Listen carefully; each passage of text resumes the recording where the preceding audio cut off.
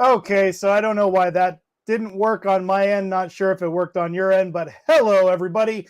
I hope you're all doing well. This is, of course, Monday Coffee with Kalan, and it is 10 a.m. here in northern Yreka, or Northern California. Hope you guys are all doing well. And there is quite a lot to talk about this week. I don't know if you guys are hearing me okay. My intro got all screwed up, so I'm kind of wondering if maybe things are a little bit glitchy. You're going to have to deal with the fan running in the background. It is hot already. It's 10 o'clock, and I think it's already 82 degrees, and it's going to be in the hundreds this week, like 104, 106. Linda was just saying, good morning, Kalan. Hope you're staying cool. It's supposed to be hot in Washington today, tomorrow. Yeah, it seems like it's hot everywhere. I know Lewis was saying that it's been hot over there as well in the UK. So yeah. Oh my goodness, look at this. We have, so let's get to chat right away, because I know Muse is hanging out with her family right now, and I don't know if she has to work today or not, but thank you so much for joining us. And Lewis is in the house. He's kind of been hanging out with Paige on chat with Marcy a little bit, and tea time. So Lewis will be back shortly. Kenny is in the house from Hobby Link International. Hi, Kenny. How's it going? I'm assuming you're at work right now. Hello, Kalan, and everyone in the land. That is chat. And we have Chris K just stopping by to crop dust the place. And Panzer Cat, hi Kalan, how's it going? And Katrina Wylance, I always butcher your guys' last name. So Steve and Katrina, the Maker's Cave, Steve is driving. Drive safe. thank you so much for popping in. Hope you guys are doing well. I have a few questions for Steve, so maybe I'll ask those towards the end of the stream if you guys are still on. And oh boy, it's Chris. Yeah. So hopefully you guys are seeing me okay and I'm not all glitchy and weird. It sometimes for some reason it's either the connection on my end or whatever gets all trippy when doing these live streams. So I apologize I didn't do one last week. I had a doctor's appointment for my pre-op for my surgery, which is a go. Everything's looking really good. And I will be, August 15th and 16th, I think is, the 15th and 16th is the date of my surgery. So I won't be available that Monday. And hopefully I'll be able to keep up a couple of the Monday coffee with Kalan's up until surgery. And then after that, we're going to have to play it by ear. Hugh Gordon, hi, how are you? I haven't seen you in a while. Hi, Kalan and all in chat. It's good to see you, Hugh. Hope you're doing well. And we have Top from Buckman's Model Mania. Hi, Kalan and all in chat. And Kenny saying can see and hear you just fine. Awesome. What about the intro? For some reason, my intro froze on my end, and I'm hoping it was okay on your end. I kind of doubt it, though. I guess I'll find out in post-production. Panzer's saying everything's good, and hope they keep it for you this time. Yes, they should. So fingers crossed. It's because it's been a long time, and I need to get back to work and all that. It just cut off here. So, oh well. It is what it is. So for those of you that don't live under a rock and have been kind of following what's been going on in the part work world, there's been something that has come up with Eagle Moss, and they've gone into administration, which a lot of people panicked about kind of right away. To be honest, it's very common for something like this to happen, and I just want to voice to those of you that are freaking out like, oh, I'm never going to be able to finish my model. Don't think like that. I tend to be the optimist in my household. My wife is kind of the pessimist and I'm the optimist. And to be honest, though, I've seen this before. It's happened, with countless other companies, not just Partworks, but I'm talking about other companies like furniture stores, things like that, and other businesses. And it doesn't mean that you are out of what you've ordered or any of the subscriptions that you've kind of started, at least not yet. All administration means is that they have asked for somebody to come in and help them sort out their mess. And usually in these instances, the easiest and most viable solution is to try and fix what was wrong within the company itself, or, which is sometimes the case, that's how they fixed Lazy Boy Furniture. And the kind of the end all sometimes is maybe another company picking up where everybody left off. So don't freak out just yet. I keep seeing all these posts. People are freaking out saying, oh, this is crazy and I'm out my money. I'm going to file a lawsuit against Eagle Moss. Don't do anything just yet. I mean, I'm not a lawyer, but to be honest with you, the easiest thing to do and the best thing to do is just calm down, relax, and wait until there is a decision made or you see progress with the administrator. And once they start kind of talking about what options there are, then you can go and file your suit or whatever it is that you need to get your money back, which, to be honest, I don't think anybody's, going to get their money back. The best case scenario is that another company is going, like Fan Home. for instance, maybe picking up where everybody left off. And as you guys know, for me, for the Enterprise, I discontinued the Enterprise for personal reasons. I just wasn't satisfied with it. But I really have been enjoying the Gone in 60 Seconds Eleanor Mustang. By far one of my favorite builds so far, as well as the Ecto one. The Ecto one I was still on the fence about, but I've got a lot of money invested in that. And so I'm hoping to see maybe somebody pick back up, because if you think about it, the parts are available somewhere. So maybe another company will just pick it up. But anyways, that's all I'm going to say on that topic.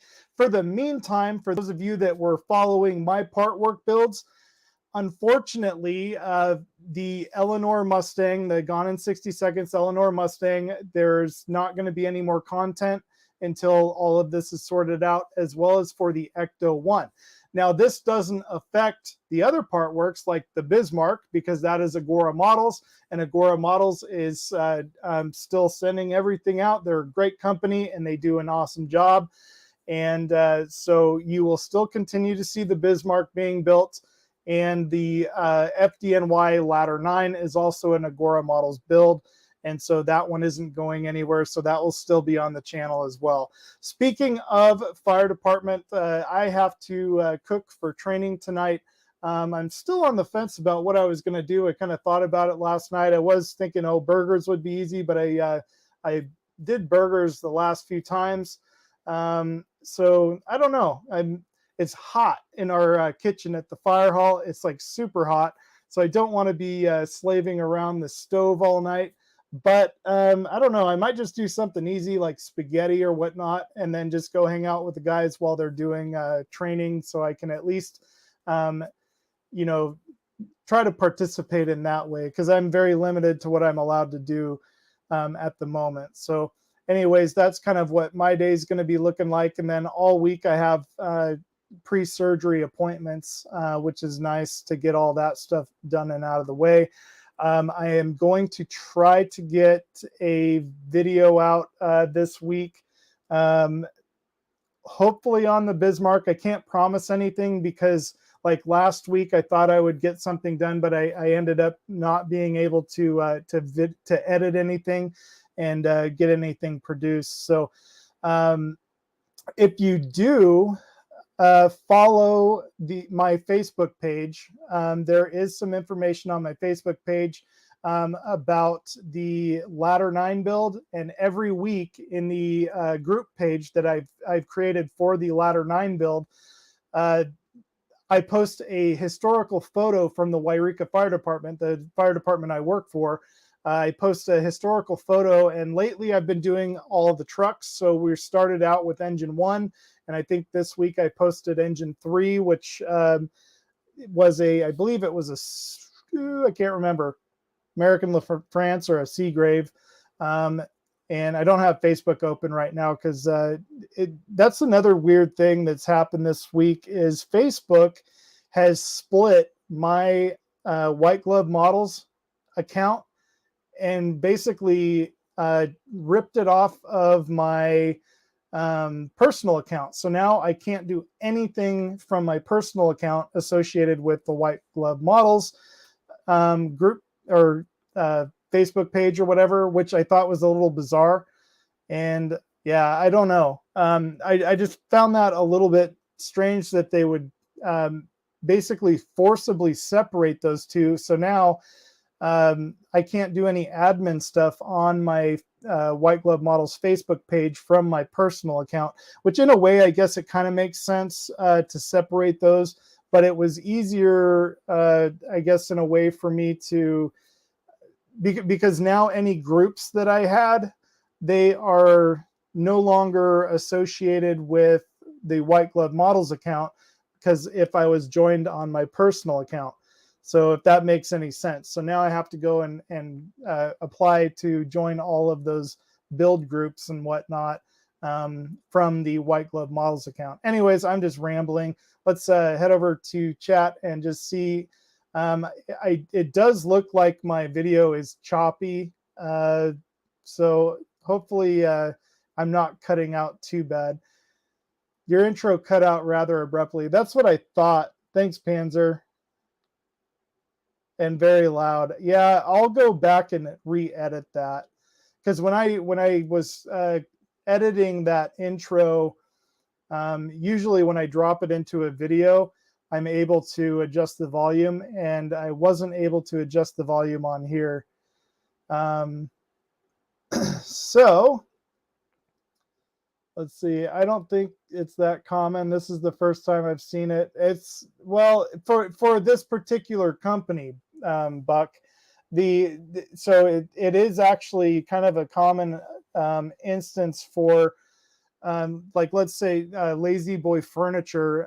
If the franchisee of the Lazy Boy Furniture is struggling, and I know this because I worked for them, and it, like, even Toys R Us had the opportunity to try to go in and fix everything and hire an administrator. And my understanding was that they were just the big wigs from Toys R Us basically just didn't want people looking into how much money they were making while the rest of the company was losing money. So they kind of opted out of that, and it ended up screwing the company over. But now they're sort of talking about coming back on a smaller scale. So yeah. Anyhow, Agora is a good company. Yeah. Chris K is, are you eating peanut butter and jelly? Dark Soldier. Hey, thanks for subscribing to the channel, Dark. It's good to see you. And I always see you over at HobbyLink International. So it's good to have you over here on this end. Hope you're doing well.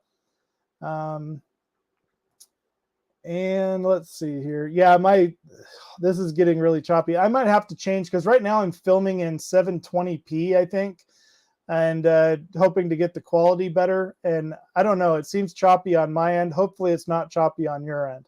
That is odd. All the HLI stuff is still linked. I guess I just jinxed myself. Yeah, I don't know. It was a little bizarre when it happened, because it basically popped up, Kenny, and said that Kalan Sandberg is no longer has access to or administrative access to white glove models, which I thought was a little strange. So you need to switch to the other page. It's stupid and annoying.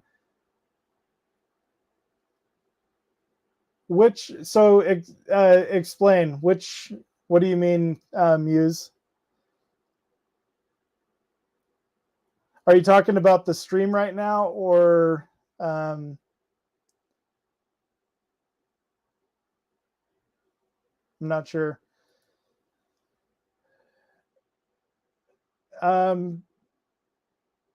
Sure, do whatever you want.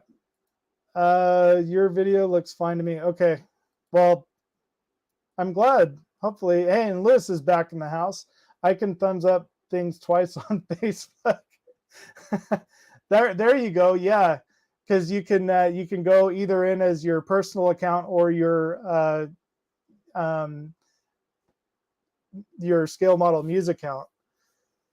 And Lewis is back. You already ate dinner or tea? Hopefully you saved me a plate. Chris was saying, no, PB&J was for your department. And oh yeah, there you go. They can just eat peanut butter and jelly sandwiches, and then I won't have to worry about slaving in a hot kitchen. And everybody's saying hi to each other. I'm doing well. Merry Christmas, Lewis. So kind of another thing I wanted to talk to you about. A lot of you know that I am a very, very huge supporter of SprayGunner.com. And SprayGunner is absolutely by far probably my number one go-to for airbrush needs and other things like that. I mean, I've got my cordless airbrush from them, and they're because I'm a member of their club, which is $100. Well, for now it's $100 to join for the year, and they send you different paints and stuff to try out. But a lot of the stuff is really cool. And SprayGunner has been it's a family-owned company that started out extremely small, and they are starting to boom. They're growing really good. Their customer service is by far the best I have ever seen. And so they sent me an email a little, like maybe a couple weeks ago, because they want to try out an affiliate program, and that's really big. Let me see if I got the smaller one here. There we go. I'll put the SprayGunner logo up in the top there while I talk about them. But yeah, so they started kind of a test affiliate program, and I'm not really sure how well everything is working out at the moment. But if you go over to my Facebook page, to White Glove Models Facebook page, also there should be a link in the description down below of this video. But if you click on that link, anytime you order, you get a discount, and it also gives you special offers. And it's linked to my account with SprayGunner.com, and it will kind of help me out in the long run, and it'll show them how many people are actually coming to SprayGunner through my link. And I don't really know how all that works. It's kind of a new thing to me as well. But yeah, so anytime if you save that link and you go to SprayGunner via that link and place your order, you can get better discounts at times, and you also kind of help support me and my channel. And I don't know what it entails for me in the end with SprayGunner, because I already spend a lot of money with them, but I also get a lot of really cool free stuff being a member of their SprayGunner club. And like, for instance, this last week we got, because they had previously sent us the aluminum Chroma Air, and I think Sprueverse uses Phil over at Sprueverse. I think he uses the Chroma Air, and I'm pretty sure he said he really, really likes it. He also, there's the Createx colors, which I have not properly used these yet, so I haven't done a review on them, just because so far my experience with these Wicked colors is they're very translucent. So you need to be very specific about the base color that you're going to put underneath before you spray these. Because what I did with the 1937 Chevrolet, I had the dull pink primer on it, and then I tried spraying the kind of I can't remember, or it's this green, the phthalo green, and I had it thinned really, really heavy, so it was probably too much thinner. But when I sprayed it, you can see underneath the paint, and it was a little weird. So I've kind of been told that with these Wicked colors, they are very translucent, so be very observant of that when you're using them. These Chroma Airs I have yet to use, but I've heard really good things about them. And so they had sent us the aluminum and the Bloody Mary last time, and then this time they have a couple of new colors out. And so in my packet from SprayGunner, I got the Burnt Sunset, which is kind of a cool looking color. This definitely might come in handy for interiors and stuff on vehicles.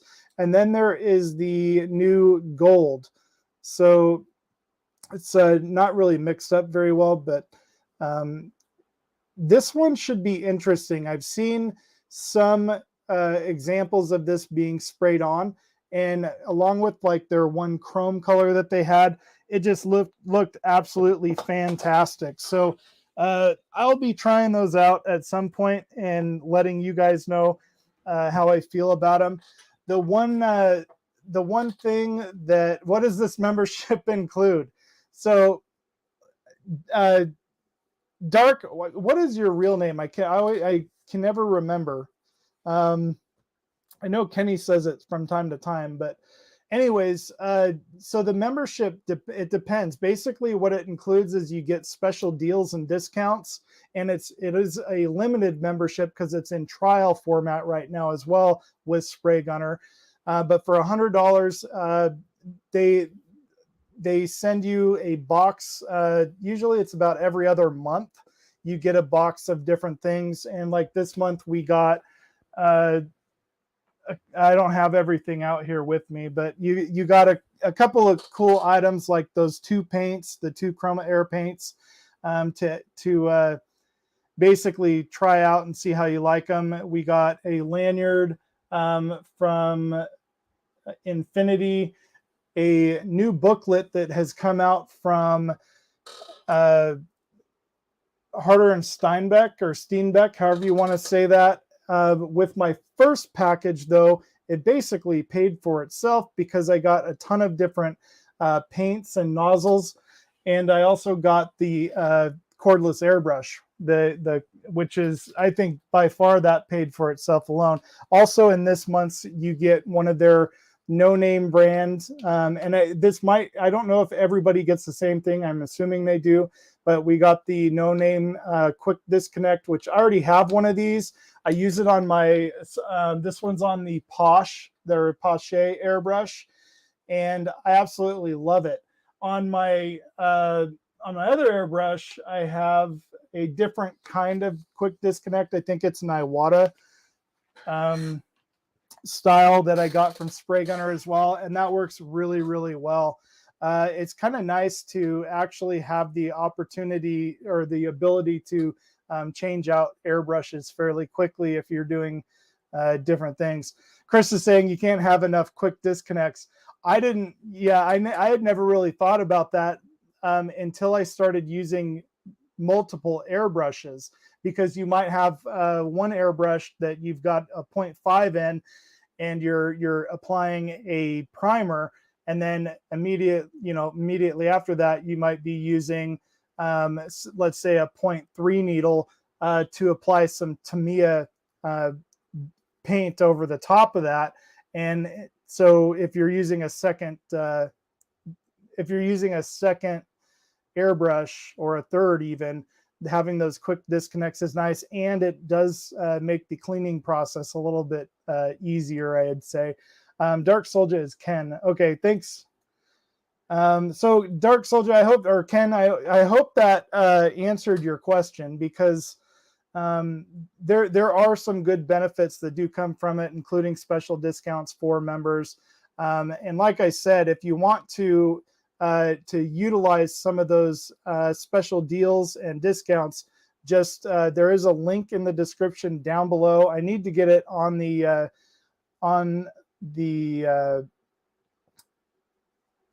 I think it is actually. It's on my Facebook page as well, for the link to SprayGunner that directs you guys from my account into SprayGunner and onto their website. And then anytime you place an order, you can get special discounts by using that link that's in the description of this video as well. So I'll have to get the link from my wife, as I am not on Facebook.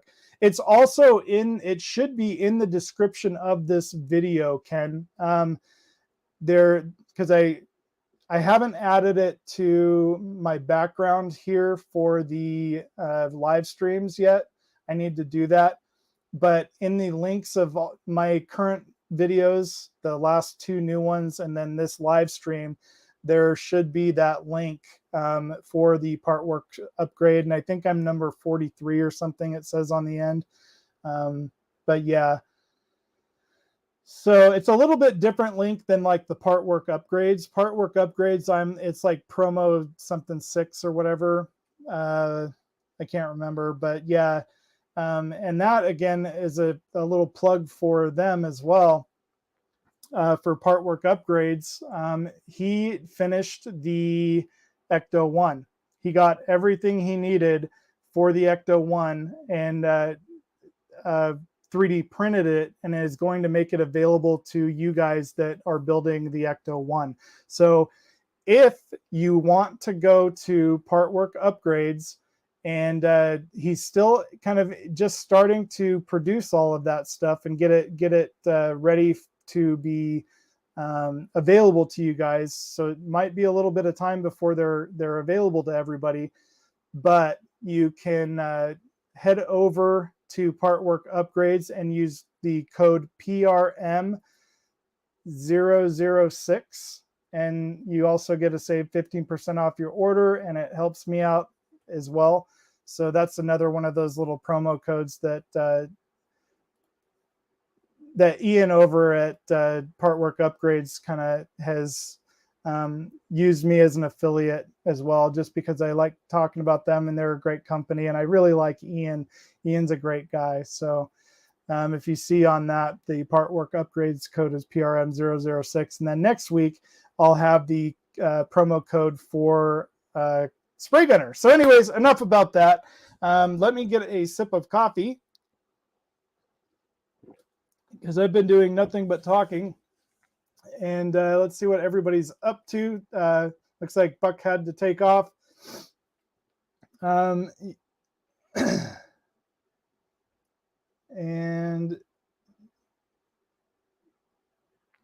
everybody's saying goodbye to Buck. And Lewis was saying it is in the description. Perfect.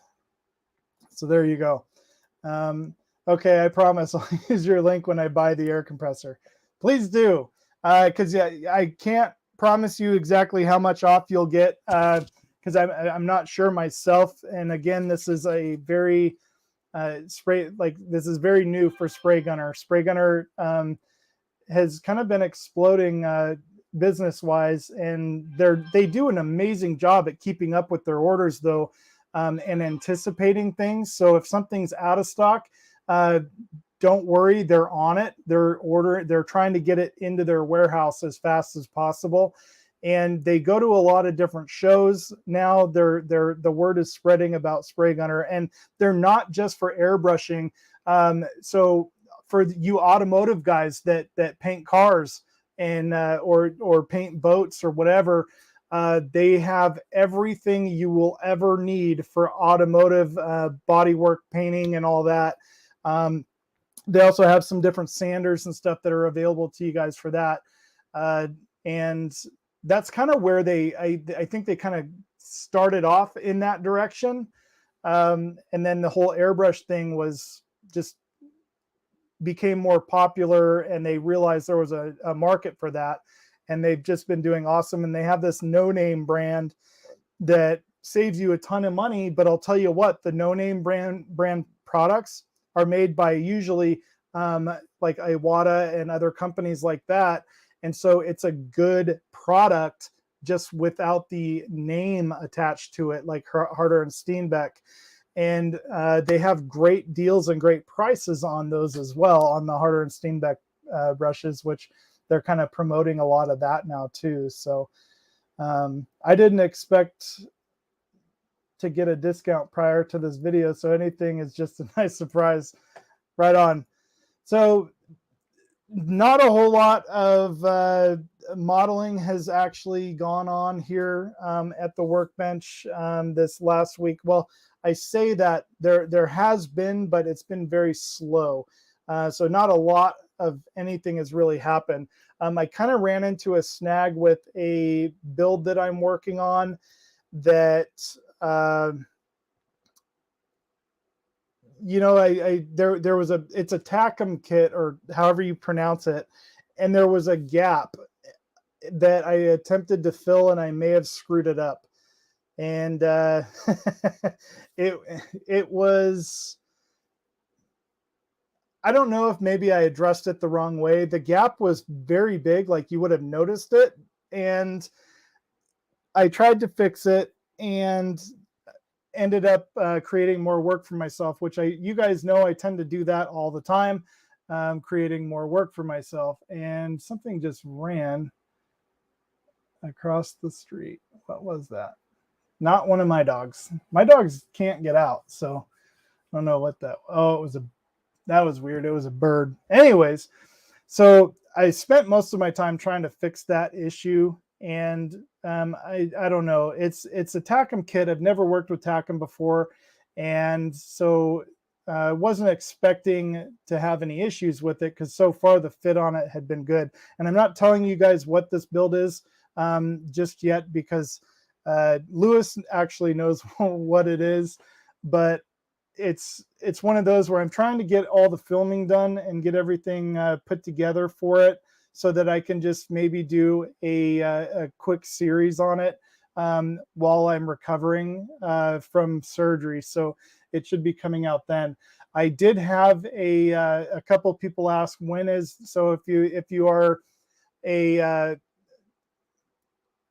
patron of the channel. So right now we have 3 patrons: Ian Campbell from Part Work Upgrades, Steve, I'm going to butcher your last name, Willens or Wylans. I like to say Wylans because it sounds cooler, but I think you might have told me it's Willens. He is the Maker's Cave, and also we have a new subscriber, and James, I think his name is James Milan or Millen. Sorry, I apologize if I got that wrong. He had asked me a question, and then Linda, my mom, is also, she's over at buymeacoffee.com, which is another one similar to Patron. But anyways, if you're over on my Patron page, I do post a lot of behind the scenes stuff, and not a lot yet because I only have 3 patrons. But the thing about it is I'll post like different things that I was doing with the Bismarck that not everybody really got to see. And some behind the scenes work, like the build I'm working on right now, will be available to everyone on Patreon and Buy Me a Coffee before it's available to anybody else. And with that being said, I was asked, when is the next behind the scenes for the Bismarck coming out? And I'm hoping actually to try to get to work on that this week. And for those of you that don't know, with the Agora Models Battleship Bismarck, I'm redoing basically the entire thing. The only thing I am not going to be repainting and modifying is the hull. I was on the fence about that for the longest time, and I have the hull sitting on the shelf right there. And at this point in the build for that Bismarck, I'm going to leave the hull as it is, because when time comes to build the 1/200 Trumpeter Bismarck, then I can go hog wild with that entire build. But what and just kind of make it more of the way I want it to look. For the hull on the Agora Models Bismarck, I'm not terribly concerned about how the hull is going to look. It's the superstructure and the deck and everything else that just looked really terrible. So those are what I'm modifying, just to make it look better. But Muse had to go. Take care, Muse, and Kenny had to leave. Bye. Thank you guys for joining me. Sorry if I missed you in chat. And let's see. I'm missing a little bit of chat here. Sorry, I'm kind of all over the place. Again, it's still hard for me to kind of do this on my own without somebody to kind of bounce off of. But you guys are actually keeping the chat going, which is really helpful. So I appreciate that.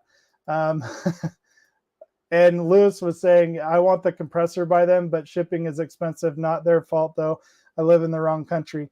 Yes, Lewis, and unfortunately, that's kind of the issue, because the shipping for the cordless air compressor would cost almost as much as the air compressor. So your room looks messy. I like it. So it was clean, but for some reason, until I get this sofa out of here, I need to get it out of here so that we can kind of make some changes over in that corner. But until that leaves, it kind of becomes a catch-all.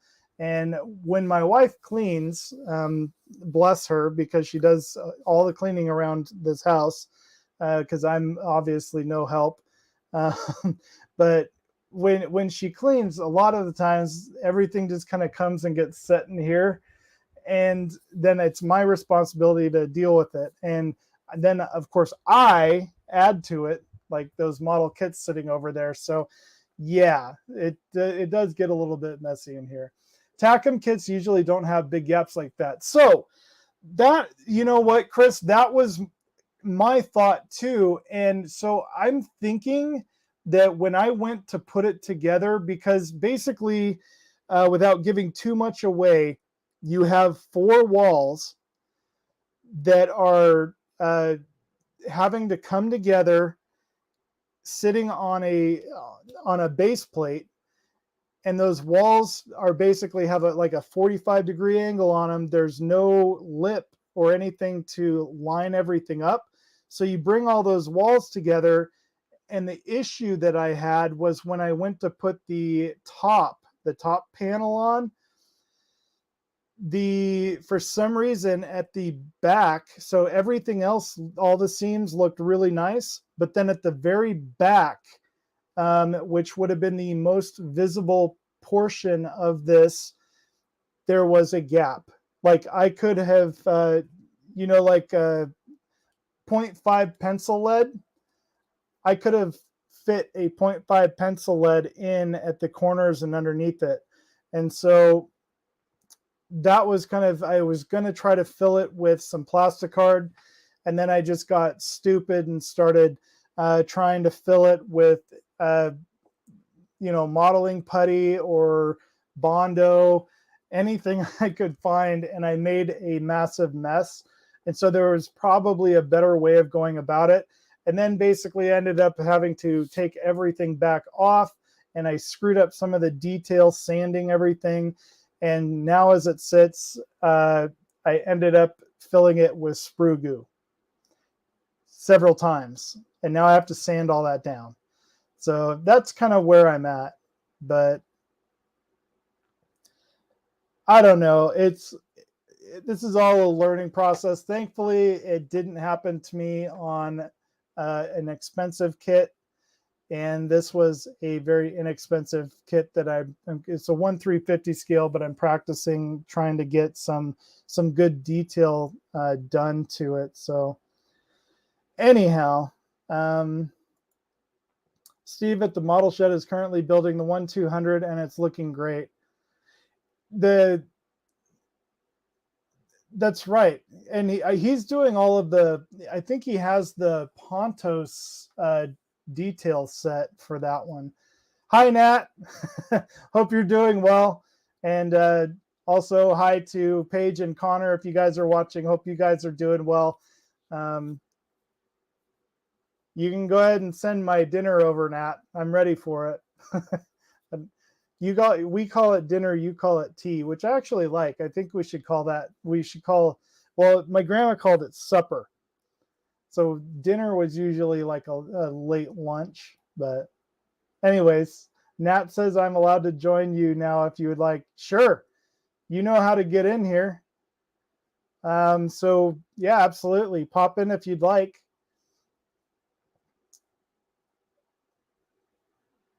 And let's see here.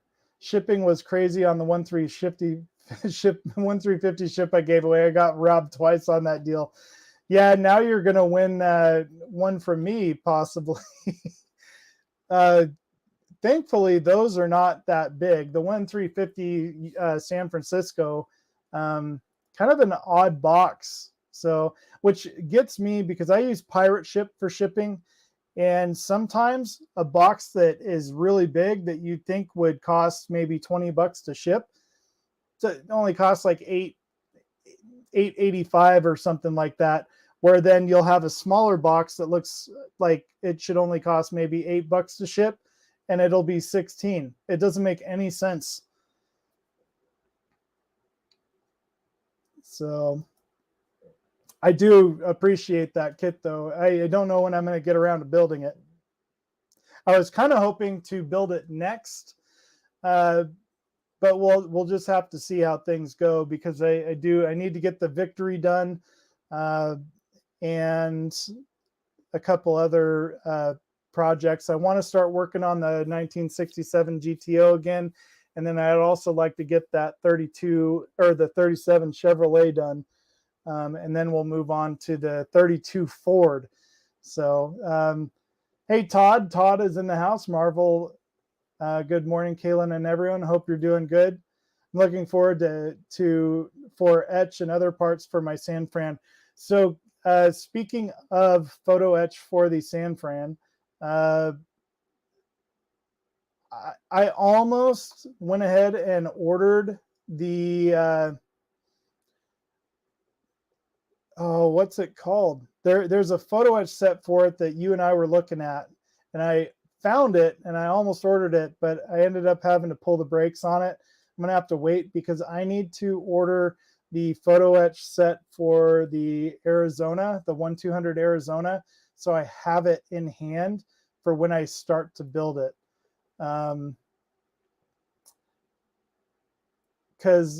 Mainly because Flyhawk, that's right. Mainly because the Edward photo etch set, they don't have a Ponto set for the 1-200 Arizona, which makes me so mad. But they do have the Edward set, and it goes in and out of availability from time to time. So I have decided that I'm going to go ahead and order it, and then after that, once I get ready, I will start building the Flyhawk, or start building the San Francisco, and order the Flyhawk photo etch set for that. And like to welcome to the stream the one and only Lewis. Hello, how are you?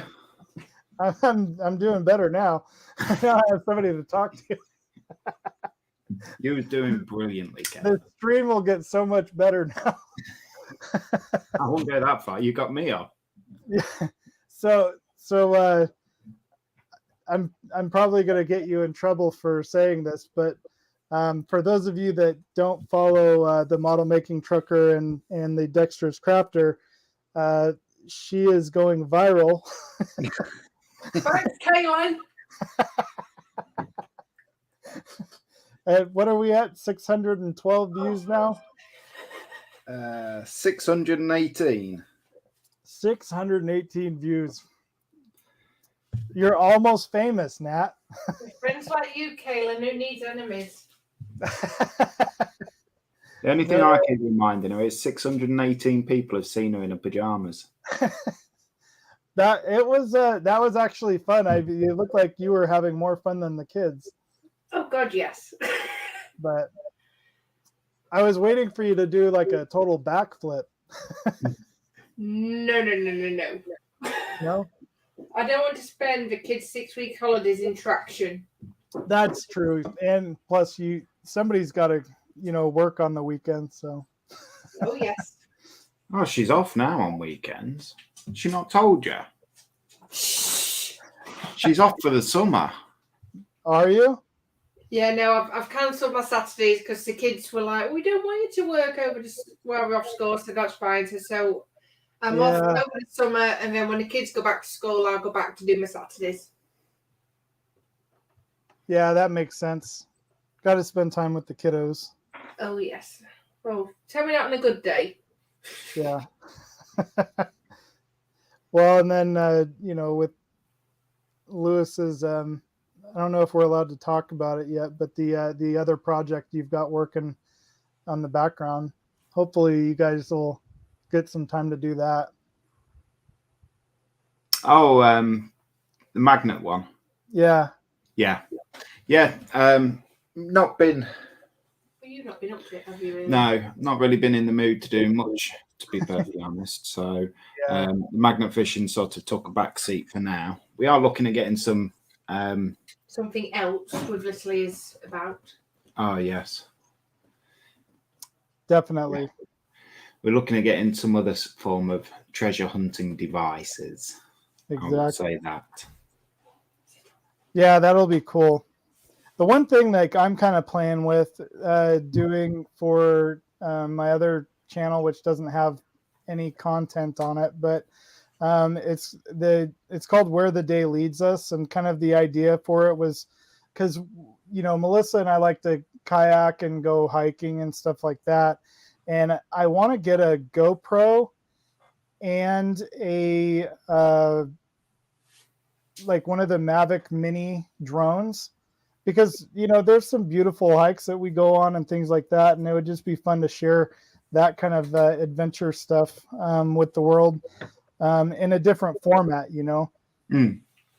And so I don't know, at some point that might happen, but right now you guys are stuck with watching me sort of pretend to work on models.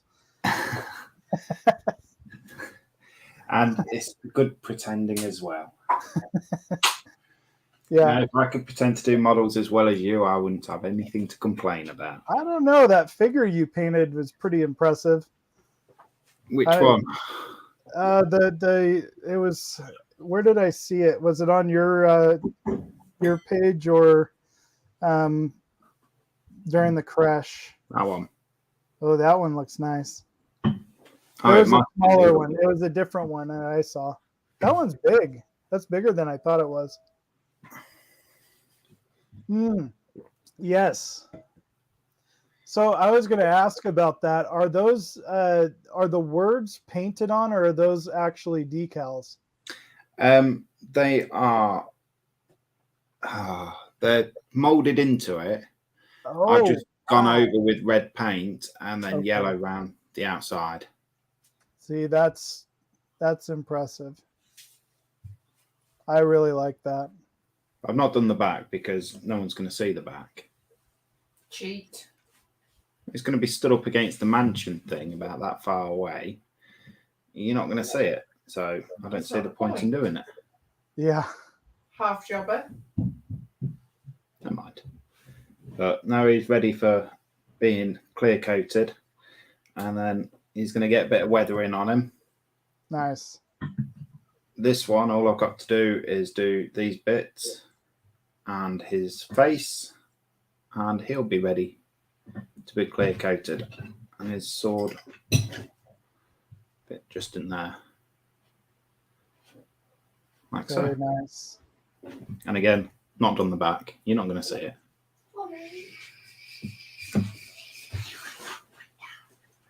So yeah, that's what I've been up to. Very cool. Yeah, you're slowly following that down the Warhammer hole, aren't you? No. Give me a 1/350 ship any day a week. Proper scale. Yeah. So you'll be proud of me. I got rid of all of my 1/700 projects. You got rid of them all? I did, and for good reason. I don't know. I'm still eventually going to try to do the diorama that I wanted to do in 1/700 scale. But I think a lot of the ships I'm going to have 3D printed because a lot of them are not available. So I don't know. It was kind of becoming more difficult to find and source certain ships. So I might have to scale it down a bit and just maybe have the Arizona and a few other nearby, whatever was. I have the map of it somewhere, but have the ships that were within basically reach of the Arizona and all that. Because the Arizona is easy. You can get the 1/700 Arizona. There was one ship that they have in 1/700 scale that's in dry dock. And I thought because that was what I wanted to depict of that whole kind of area of Pearl Harbor before the attack.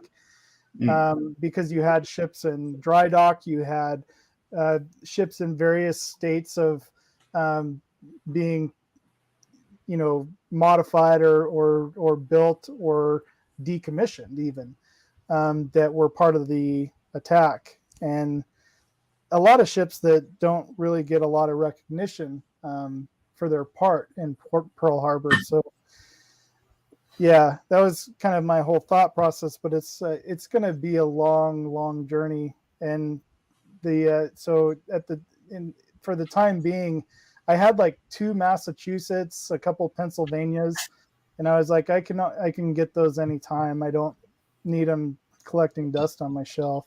Yeah. But you could. Now, here's an idea for you. You could do a diorama of Pearl Harbor before the attack, a diorama of Pearl Harbor during the attack, and then a diorama of Pearl Harbor after the attack. That's in true. 1/200. That would be the after the attack would be really difficult, I think. Yeah. Just because of how much damage there was. And that was the thing too, is because there was an airfield right there as well that basically just was obliterated. And it's an idea, though. It is. So I just thought it would be kind of a neat project for when I'm old and retired. In about 60 years, then. Yeah. More. I think Melissa will be able to retire before I can. And she's younger than me. I won't be allowed to retire, me. I'll be working. Yeah. That'll keep me working until I drop. We have Josh from Wisdom Design in the house, and also the one and only Mark at Edinburgh Modeling Man Cave. Afternoon, Mark and Josh. And everyone else in chat that I've said hello to in chat, but not in person. So Mark cracked me up the other day on the creche because I was talking to him, I don't know, maybe a few weeks ago, and he said, oh, he's just got a few things on the bench. And on the creche on Saturday, he like completed 2 or 3 kits. And then there was like, he showed some of the other ones that he's working on. And I'm like, you are a madman, Mark. I have a hard enough time trying to complete 1 kit. He completed 2 or 3 kits. Yeah. I'm disappointed, Mark. That's last year. What was it? 22 or 23 kits? Yeah, something like 22, 23. Yeah, and just amazing work. And what's funny is I've always, in my mind, from when I started following Mark, was that he's this hugely experienced modeler that just knows everything. And I guess he's just like the rest of us. He's kind of learning. And he's experimenting and trying different things. And it's fascinating to watch his work progress.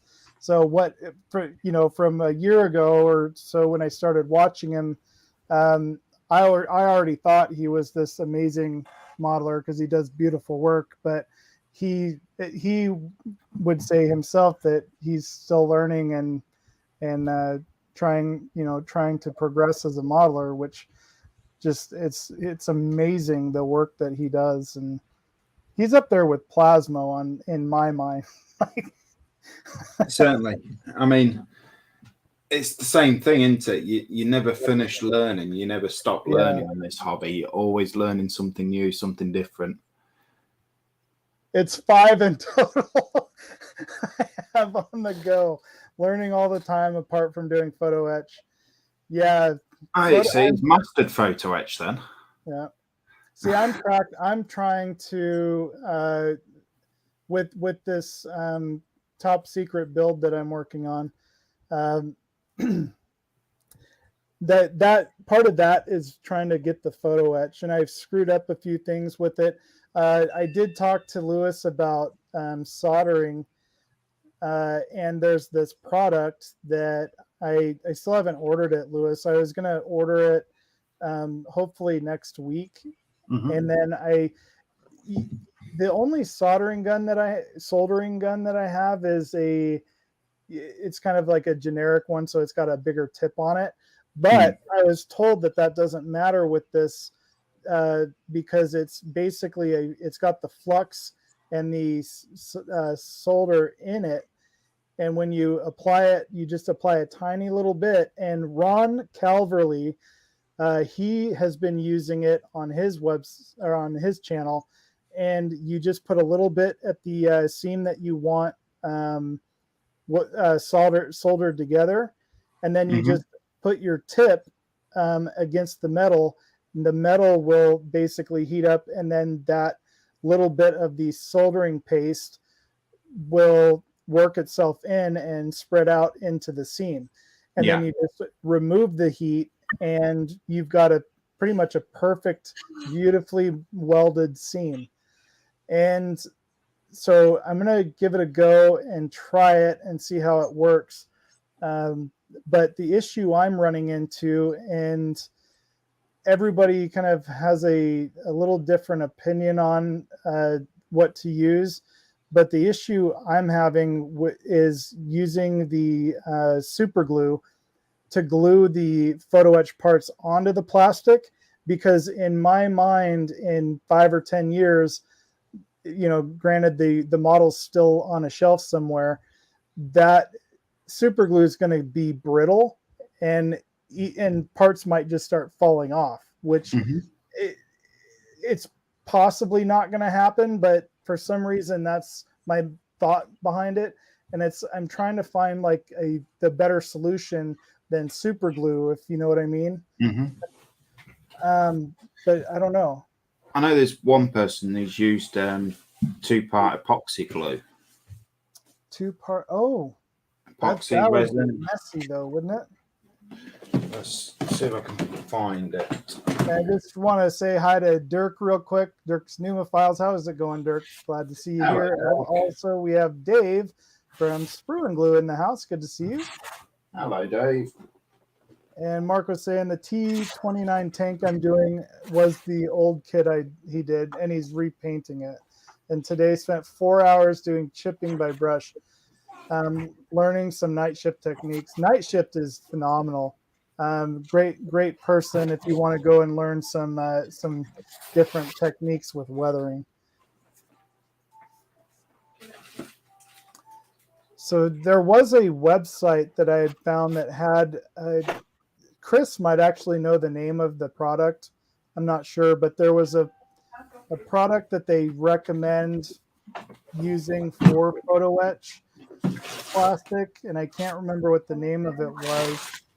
But it comes in a couple of different fluidities, or whatever you want to call it, viscosities.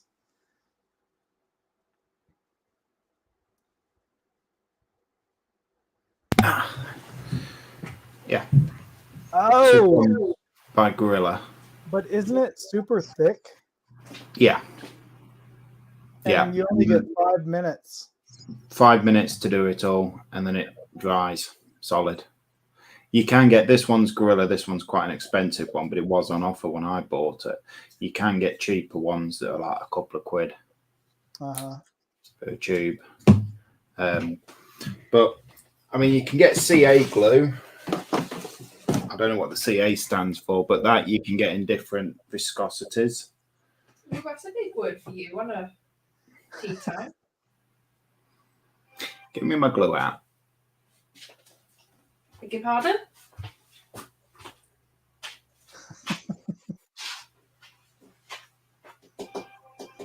Chris was saying he uses black CA. Mark's saying Gator Grip. I've heard use PVA glue to sit in place, then super glue later. Yeah, Luke at Black Rifle Model Works, he uses PVA. That Zap is another good company too. So that's another one I've got. I don't think I've actually used this one yet. I've used it for something, but I can't remember what. But I don't think it was on models. Okay. But yeah, that's the thick, slow cure, thick, high strength, maximum gap filling formula. And I always keep it in the fridge. Oh, really? That's smart. Always keep my super glue in the fridge. It's just something I got told, and I've always done it. Yeah. I don't know whether it stops the actual nozzle getting stuck or gunked up. The lid's not glued.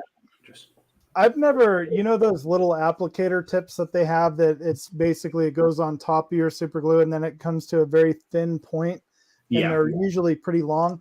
I've never actually used one of those.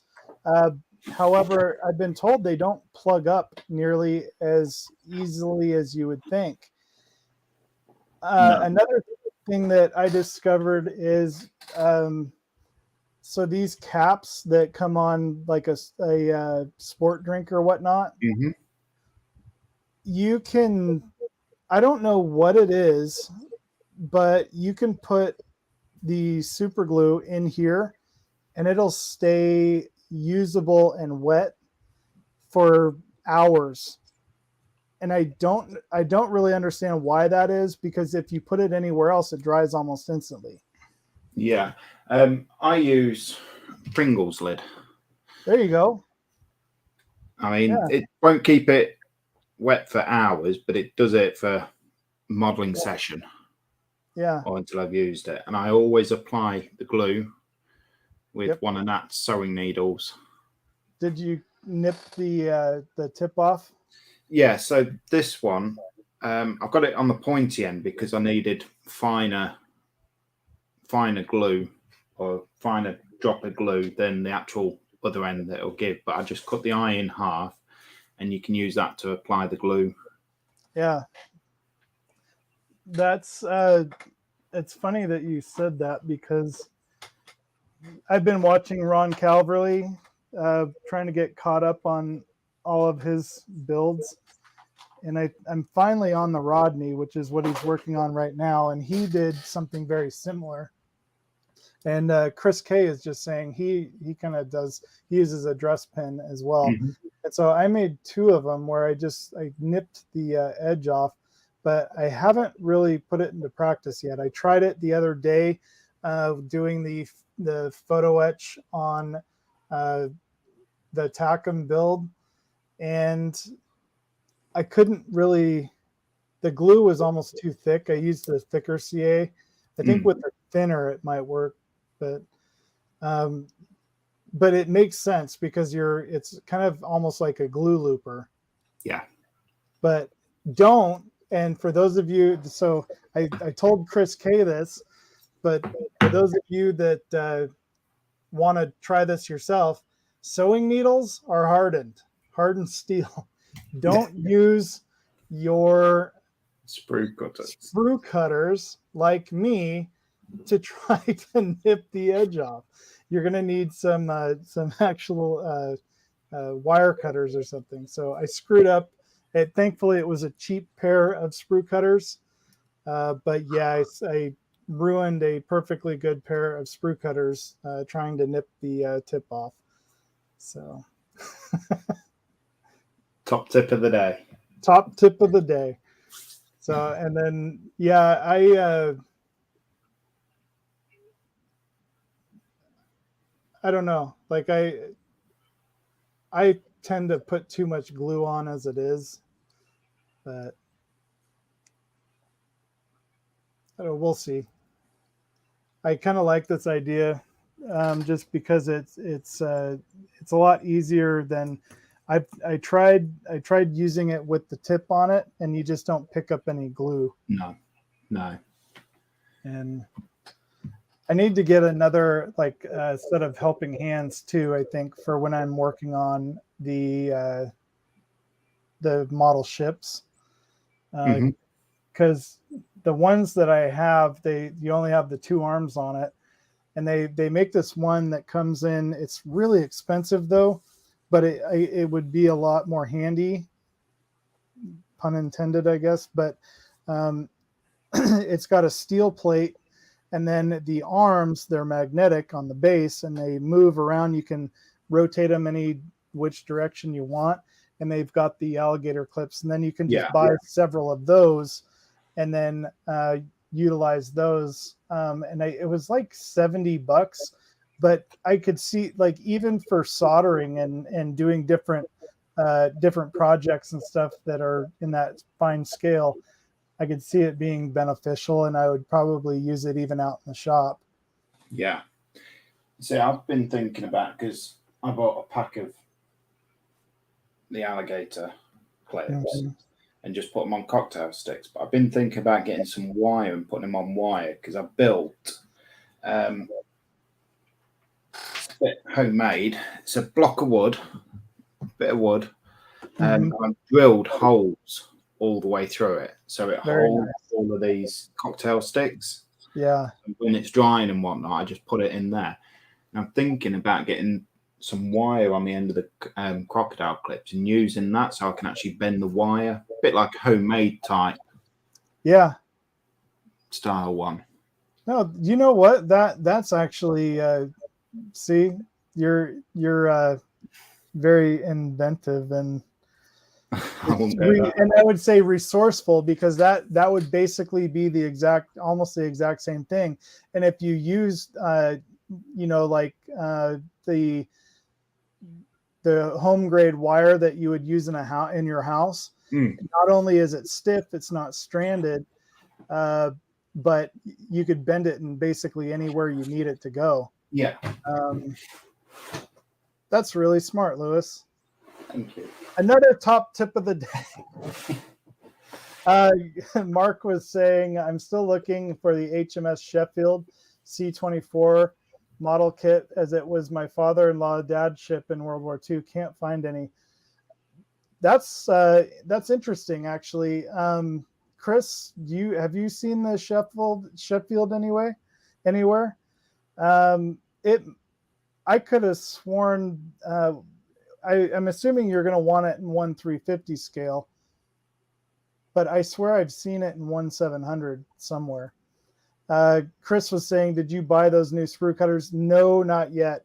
I'm going to end up ordering them probably next month after my surgery, because right now I'm just getting by with because I have 2 really inexpensive sprue cutters that do just fine. There's a CA debonder that helps clean up too much glue. And get a piece of green styrofoam used for artificial flower arrangements to stab the cocktail sticks into. That works too, but the problem I've had with it is it blows over when you're airbrushing. There's ways around that, I guess. You can fix it. And Wayne Saunders, morning, Caleb. Thought I would have a look at your channel and think I looked at your channel once before. Nice to see you again. I'm in the UK. Well, welcome, Wayne. It's good to have you join us today, and hope you're doing well. Afternoon, Wayne.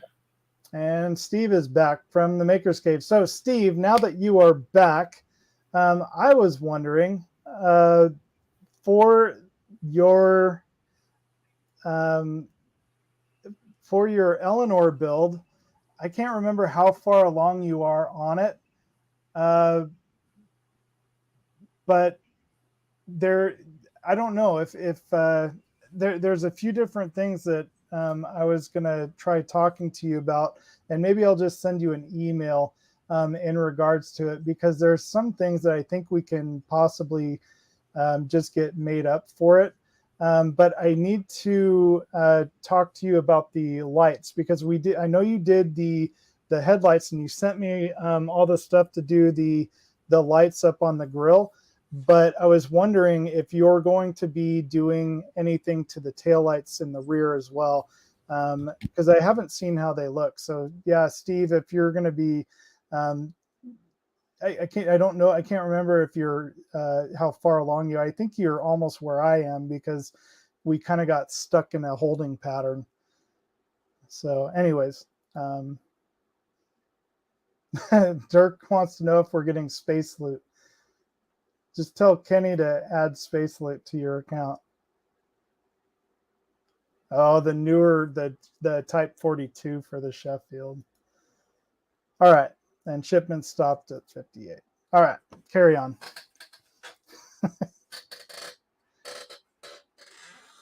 My chair. So that's another thing I'm going to be getting to eventually is a new chair. And this chair is so squeaky, and the brand of chair that you guys have isn't available here in the US. I have to admit, these chairs are very comfy. There's a brand that they sell here. I'm assuming they sell them in the UK too, called Secret Labs. They're stupid expensive, but the chair will last you for the rest of your life. So I must admit, ours are nothing fancy. They're just gaming chairs. yeah, which it's a, but you know, the brand that you guys have, it's got some of the best ratings for a gaming chair, Mm-hmm. and everybody seems to love them, but they're not available in the United States. Bugger. Yeah. There's similar brands. There's actually one that tries to mimic the name of the brand, but they have horrid reviews.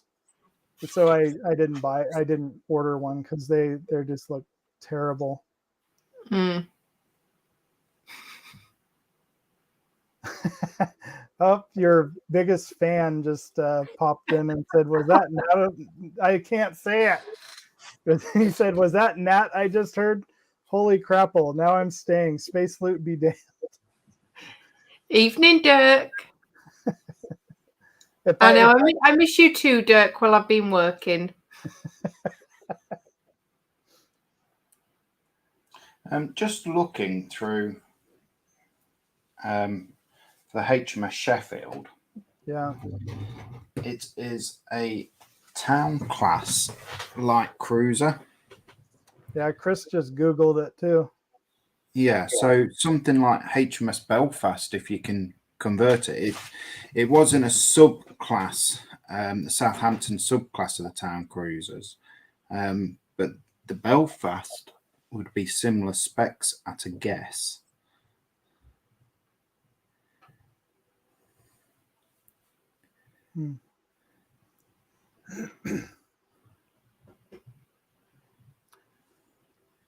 Yeah, I often wonder. So like with modern ships, the one that I'm working on right now is a modern ship, and so there's 3 ships in that same class, and all 3 of them are built identically. Where in the past, where let's say you have like the Rodney and the Nelson, they were in the same class, but there were very subtle differences, right? Yeah, so you'd often find that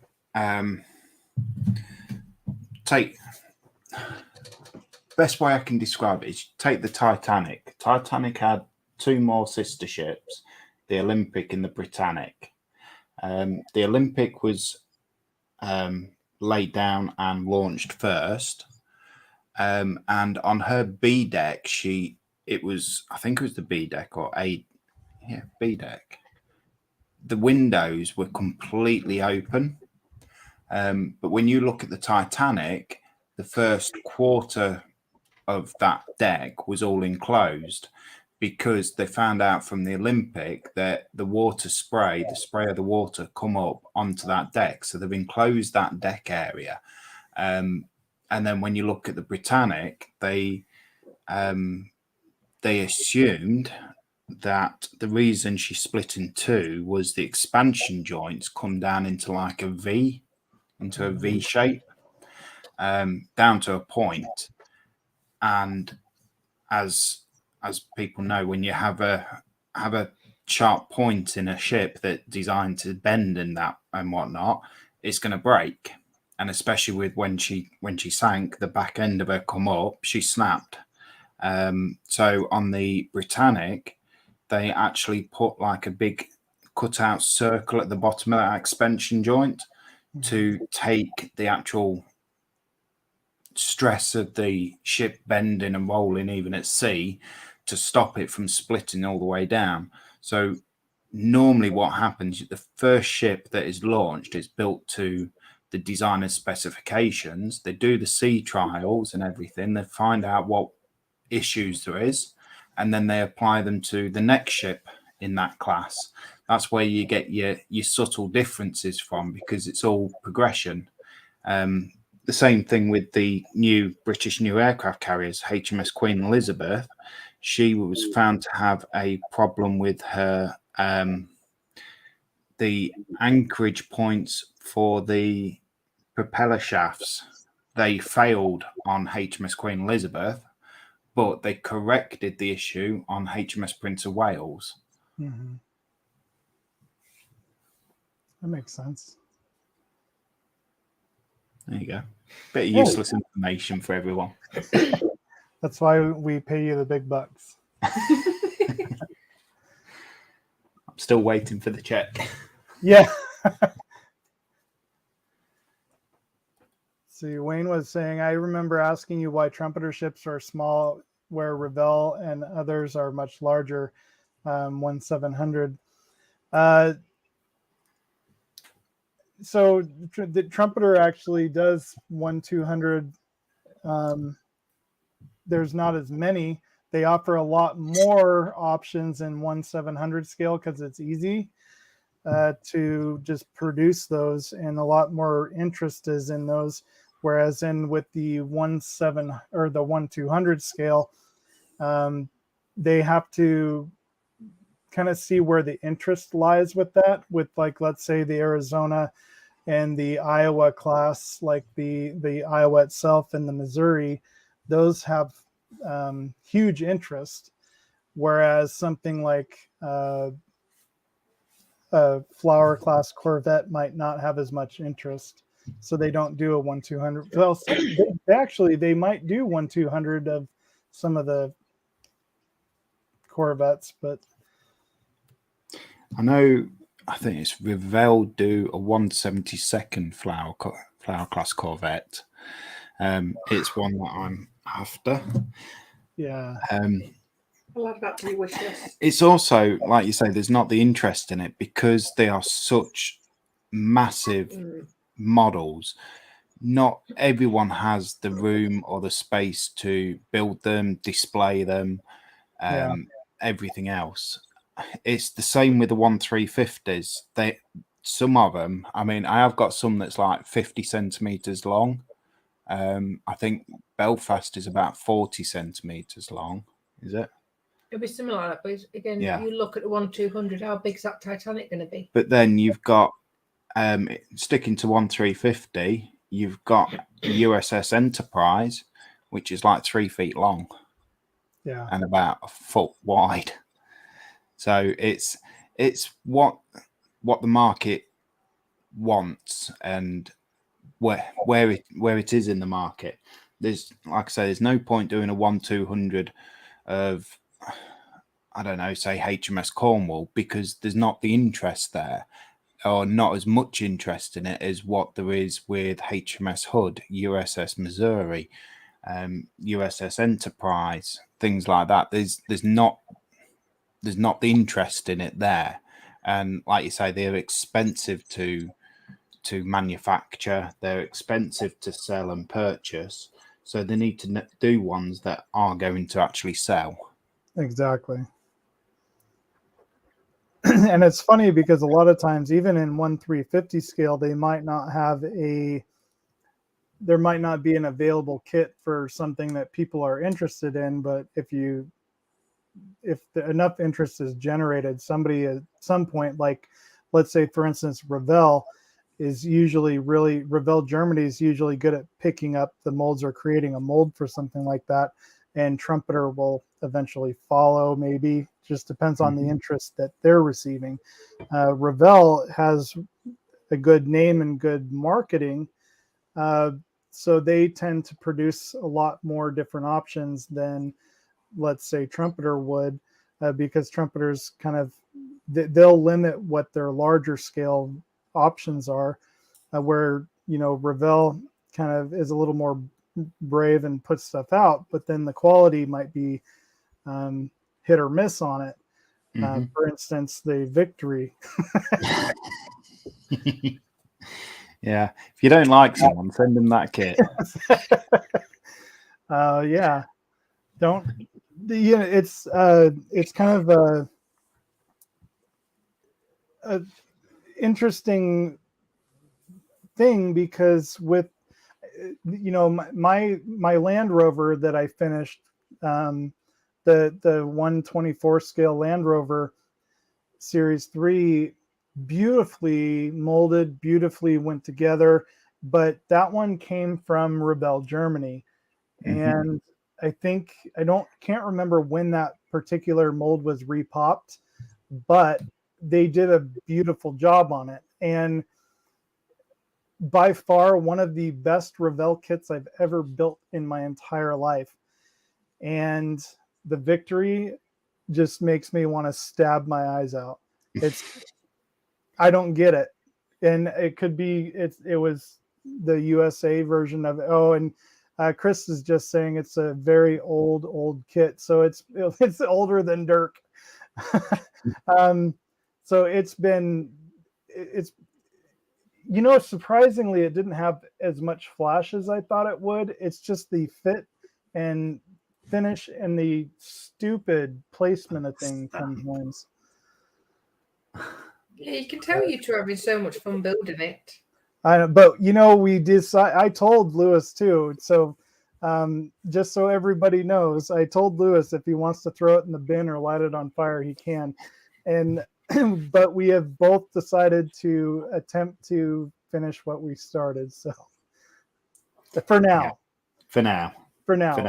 I think if Lewis can't get that one part made for the back, that's because that would be so difficult you could do it, you could scratch build it, but it would be so difficult. Now I've got someone working on it for me.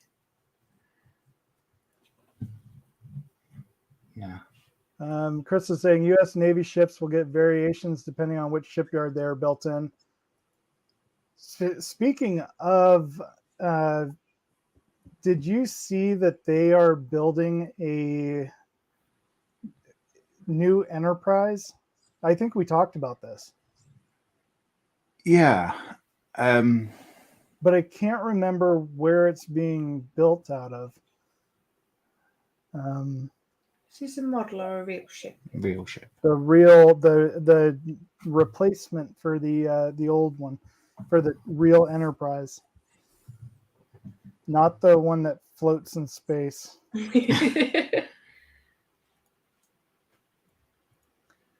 Oh, I can Google it real quick too. I did have something I wanted to show you guys, so maybe I'll pull that up here real quick. If I can figure out how. Here we go.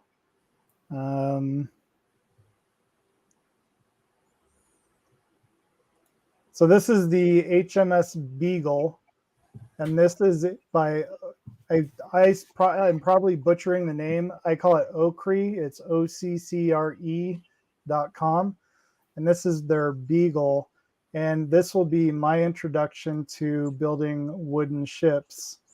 Ooh. And she is, so kind of the history of the Beagle she was the ship that, I think it was on her third voyage, Charles Darwin was on board when he went on his travels wherever he went. I'm not a history buff.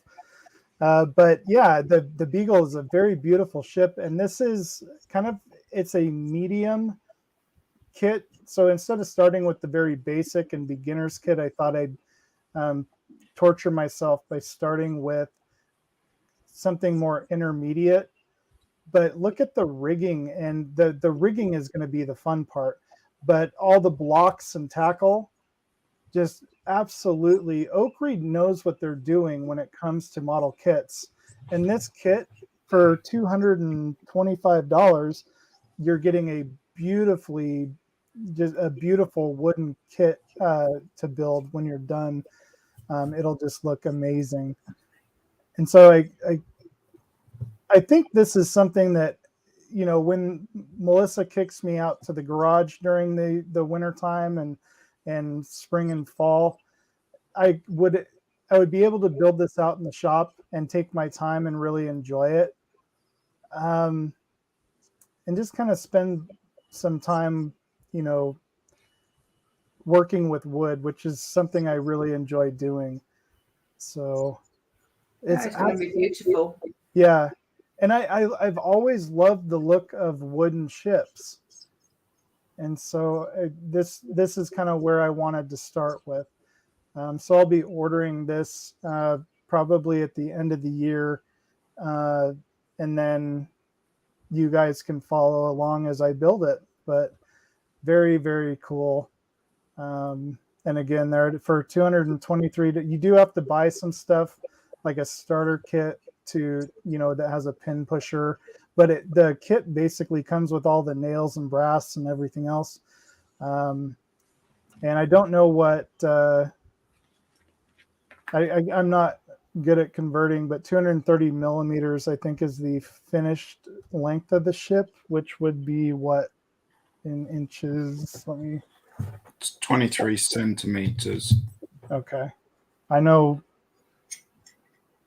So it's a little less, or about a little over a foot and a few inches, right? 23 centimeters is a little under a foot. 30 centimeters in a foot. But yeah. So I just thought that. And here it says when Darwin embarked of the almost 5 years that the second expedition lasted, Darwin was 3 years and 3 months on land and 18 months at sea. But really cool looking tall ship too. And then I don't know, there was something else I was going to Google and I can't remember. I got distracted by wooden ships. That's not a bad price because I've just converted that to British sterling. Yeah. And that's coming out to 185, just under. That's where the end's supposed to be. Oh, is it? Yeah, just under £186 for to convert that. So that's not bad. No, Lewis was eyeing up a Beagle. Where was it? The Agostini. The Agostini, yeah. I think that was what? That's 600-700, Lewis? Oh, wow. I don't think of that much. Probably 3 or 4. 3 or 4, sorry. Yeah. Yeah, a bit out of his price range, but they do look beautiful.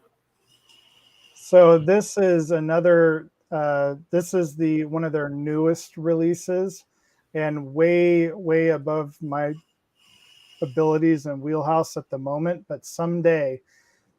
So the Prinz Eugen 1/200 scale, and it's the hull is all wood,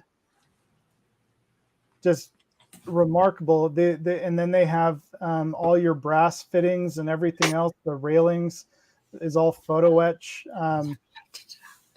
This is something I think I would build down the road when I get more into the building. And I was kind of looking at the detail. I don't know what parts are wood and what parts are metal. And I don't know, it didn't look like there's any plastic. It looks like everything is metal and wood. The fit on it is a little sloppy, I think. But also, if you think about it, I think if this whole section here is all metal and photo etch, if you were to solder all of this, you'd get a cleaner finish on it. But still, just absolutely remarkable build. It's a little bit pricier, but I can't remember what the 1/200 Prinz Eugen is in plastic. It's not $500 or $600 though. But look at this, your turret, that's all brass. So you're actually getting your money in brass. So if you think about it, because brass is not cheap here in the United States. And just to me, it's kind of a, oh yeah, see, all metal, cast iron and brass. So I think if you were really skilled with a soldering gun, and then these posts, that's wood, and then you've got the cast iron. I can't remember what these domes were. Were those weren't radar, were they? Which ones? The domes where my pointer is at. I think they were the rangefinders, weren't they? I think you might be right. Yeah. And so you're going to lose some detail, like for instance, these posts for the masks and stuff were a little bit more detailed in real life, but you know what? You're still just absolutely amazing. How this one looks, and that would be a model that I think I would be really proud to build at some point in my life. But very cool, and that's like that's the first warship, modern or more modern than the tall ships that they've done. So if you're not familiar with Okre, check them out. It's occre.com, and they're available worldwide. I've seen a lot of people build them. The only ship that they don't have currently, which I was hoping they would, is the Victory. And so at some point, I'm sure they will have a Victory available. But right now, they've got loads of really awesome choices in various price ranges. And one thing that Okre is now doing is almost like a part work. Let me go to see all. And for those of you that maybe want to, build it as it goes, they send you starter pack. So let's say for one of their $600 ships, I don't think this is one of them though. I thought where did it go? The Terror. Oh, here you go. So like the Montanese. You can order it in different packs, and they'll send you everything you need for that first stage or second stage and third stage and so on, along with the complete instructions. And you can slowly, in your own leisure, build the Montanese. They have a couple of them. I think there's only 3 or 4 that are available right now in the build-up format. But that is something that Okre is starting to do because of the demand for it. And I thought that was really cool that they're doing that, because not everybody can afford to just outright buy like the San Ildefonso, I'm probably butchering that name, for $660. You can build it for, just maybe buy the first pack and for $120 or whatnot, and that'll get you through several months of building. So until you buy your second pack. And all of these parts, they have them in stock. So you could buy the whole kit right off the bat, or you could buy it in parts. So that's the nice thing about Okre is they have everything in stock. You're not going to get stuck with we don't have it available kind of thing. And if they don't have something available, they put it on their website. But I haven't run into anything where I see that they're out of stock of anything. So just kind of I don't know. I've always enjoyed working with wood, and I've done a lot of work on my my boats my real boats that I've had over time, including my grandfather's that I'm working on, or was working on before I got injured. But eventually I'll be finishing that, and there's a lot of woodwork and fiberglass work in that, and I like doing stuff like that. And I spend a lot of time on the plastic models modifying things, and so I thought, well, why not just do it with wood too, and make something that would look like that, when it's finished. Because one of my good friends who was a volunteer firefighter with me, he's a lawyer, and in his office he has, I can't remember, I thought it was the Montanese, it might be a different one. Beautiful ship that took a friend of his about 6 years to build, and just absolutely beautiful. And the case cost more than the model that he put it in.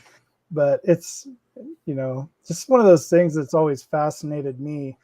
And I give a lot of credit to people that build wooden ships, because that's a whole nother skill set. I mean, you can fill and file and sand plastic all day, but something about the smell of wood and all that. But anyways, I would love to do the Victory in wood at some point, just because the Victory is a really beautiful ship too. She certainly is. There is the Constitution, I think, is one of the American ships that, or is it the Constitution or Constellation? It's USS Constitution, I think, and that one is available somewhere by another company, but I've been told that the build quality is not quite as good as Oakrey's models. So hopefully Oakrey will pick that up. And that is, I'm just looking now, she's on display somewhere in Boston, I believe. Yep, Boston National Historical Park, if you want to go see the USS Constitution. All right, so I've missed a lot of chat. But hopefully we still have 4 people watching. I haven't lost everybody on my little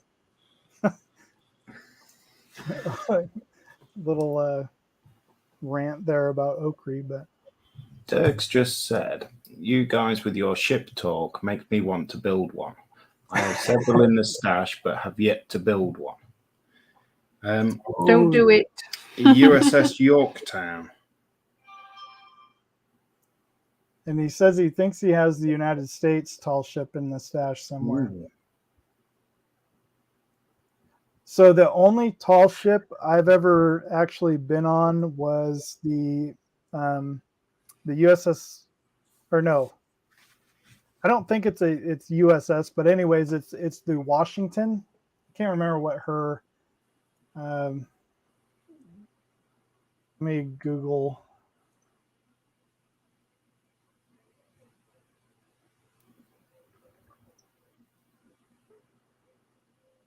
What is her name?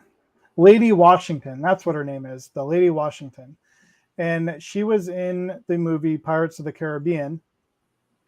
And I can't remember which ship she played in that, but beautiful, beautiful tall ship.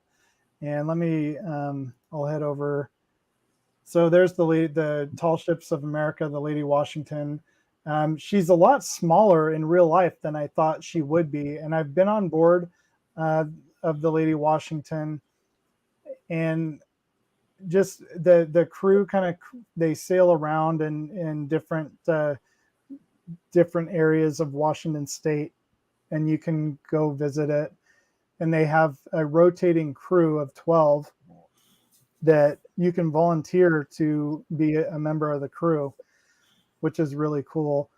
And then in Lake Union, when I was working as a boat captain, there was a tall ship there that they were restoring, and I can't remember the name of it, but she had 6 masts, and they had to take the masts down anytime they went underneath the bridge to get out to the open ocean. So just absolutely incredible how big that ship was. I've been on HM Bark Endeavour. She come to Boston Port. I've been on another one as well. I can't remember what it was called. I think it was a French one. She had 3 masts. But the Endeavour, she was like a quarter of the size of the actual ship. Wow. It's still massive, but Yeah. I think I was about 6 or 7 when I went on it. Yeah, Mark Schumann at Hobby Link International, he was in the Coast Guard, and he told me a couple of the tall ships he had been on just to tour and check out, and just really impressive ships. Yeah. And he enjoys building those too. So Dirk, you definitely need to get on building a tall ship. At some point, Lewis and I will build a proper. Do not buy the Revell Victory. I saw it. So Lewis, it's funny because I saw some guy had done a review of it, and he absolutely loved it. Really? Yeah. So I don't think he did any of the detail that we've been trying to do, though. I mean, when it's on the sprue, when you first open it, it's like, well, it looks okay. It doesn't look too bad. Yeah. Then when you get into it, it's like, that needs doing, this needs doing. Yeah. Then like you say, that stamp. My goal, in fact, I'm going to work on it a little bit today. Actually, I can't today because I got to go shopping for dinner for training tonight, and then I got to start prepping for that. So probably this evening when I get home from the fire department, I'll try to get everything almost ready to prime it. And I'm going to try to put primer on it tomorrow morning. So part of the issue why I haven't been able to paint is because of the heat. I also can't sleep when it's hot. And at night, of course, the temperature doesn't drop until about 4 a.m. And it's hard for me to go to sleep. So then I end up sleeping until 9 or 10, and then it's too hot already to open up the house and paint. But if I can get up early enough, I can go out in the shop and paint out in the garage. And because I have a load of stuff I need to paint. I need to put the clear coat on the final clear coat on the ladder 9 on the chrome that I did. And for those of you that I promise I will be, right now I'm doing all of the current videos that I've made of the ladder 9, and then we'll be getting into the modifications that I'm doing to it. But the all-clad chrome, I'm actually becoming a huge fan of all-clad and lacquer paints. I didn't think I would, but they are so much easier for me to airbrush.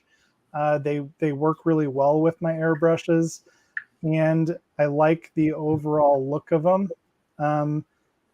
When it comes to things like the metals and the chrome, and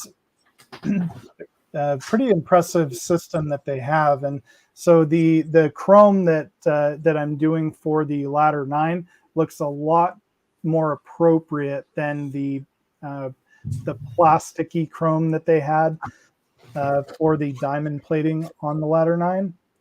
So you guys will get to see what's happening with that.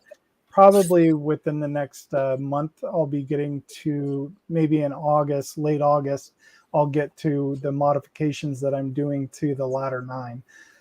We still haven't figured out how we're going to get water to flow through it yet. I'm still working on that because when we have it on display at the Fire Museum here in Yreka, the plan is to have a recirculating tank so the water will spray out of the nozzle at the end of the ladder and then kind of recirculate back through a pump. And Chloe over at Model Mods in the UK is actually the one working on that. So a huge shout out to her, and I hope that we can make it happen. So she might be making it available to everybody if she can figure out the logistics of it. Otherwise, I might have to do something on my own, but The one thing I did figure out is the lighting for the light bars, because I didn't like how the lighting looked. So I don't have a way to test it yet. Steve over at the Maker's Cave hooked me up with a Arduino Nano, and once I get everything to program that, I'm going to try programming it, and then I'll be able to test the light bars and see how they look compared to the ones that came with the kit. So, if anyone can get it to work, Kalan, it's you. I hope so. I've been in high school. I took some electronics courses, and I tinkered with it a little bit here and there. But I'm still really kind of new to the whole programming, and they make it so easy. Horlicks and Mark's Mods did a couple of videos on it. Well, several, I think about 8 or 9 videos on the Arduino and programming it and things like that, which was super, super helpful. So I was always hoping that Wayne over at World of Wayne would do a video, but he hasn't. He's got too much on his plate. So he hasn't been able to do that. But I really appreciated Horlicks and Mark's Mods taking the time out to kind of almost in a classroom format on YouTube, doing that and kind of showing everybody step by step how to set up the lights, set up the boards, and program all that. So it's really, really cool. Todd over at Marvel, he's really good. If you haven't seen his websites, he's got he's got a website for every build that he does and all the mods that he does as well. So feel free to put those in the chat, Todd, the name of your site. So I don't know. It's like the with the Enterprise that I got, the one to replace the Eagle Moss Enterprise. I got the AMT Enterprise D, and it's the one with the fiber optics kit. And I've never really played with fiber optics before, so it's going to be a really interesting build that I'm really going to have to just kind of take my time with and try to, because I want to add strobe lights to it as well. And HobbyLink International provides different boards available for different things. And one thing that we're probably going to be able to do is have Kenny and them and Spencer come up with a board for the Enterprise D. And then I can add that board in to do all the strobes and other lights that I want to put on the Enterprise D. And I think the one that I got, the AMT one, is a pretty good fit and finish on it. It's going to take a little bit of work. But the fiber optic set that comes with it is just outstanding. You have to drill 1,000 holes though for the fiber optics, and it should look fairly decent when it's done. I kind of want to do that one, Lewis, before I break into the JJ prize. Yeah, because the JJ prize is all that is going to have to be custom lighting that that I'm going to have to really have a better understanding of Arduino. And then when you build it, I don't know if you wanted to kind of take that journey down trying to light it as well. But yes. Yeah. I still can't believe that Steve cut his first one up. It looks amazing. Yeah, I mean, he's just a phenomenal modeler. Yeah. But it's very much, what's the word? You're scared for him, so to speak. Yes. What he does, he just goes for it, and it's like, I hope it goes well. And it turned out. Pulled it off. Yeah. I wasn't sure how the areas, the damaged area, because he literally cut the saucer in half, and Yeah. the area that's exposed, that of the damaged areas, he managed to scratch build everything to where it just looks amazing. And I mean, his skills are, and his vision, I think he just went with it. He had an idea in his mind of what he wanted to do, but he wasn't really sure how he was going to get there, and he just did it on the fly and didn't freak out, didn't panic, just did it, and it's looking incredible. Like, and then he has another one that he's going to do all lit up like we're going to do eventually. Yeah. And I think I don't know, maybe we'll all end up building ours at the same time. I don't know. But that's an idea. Yeah. I say I'm not in any rush to start mine. Me neither. It's that I want to get more competent on lighting and electrics in the models before doing things like that, because even that, the Enterprise was bought as practice for the Titanic, because as you know, I've got the 1-200 Titanic and I want to just throw everything at that, literally everything. I want it all lit and all the detail, so you can see the detail through the windows, little deck chairs, the lot. I want to do everything to it. So it's not going to get done for a long, long time. Yeah.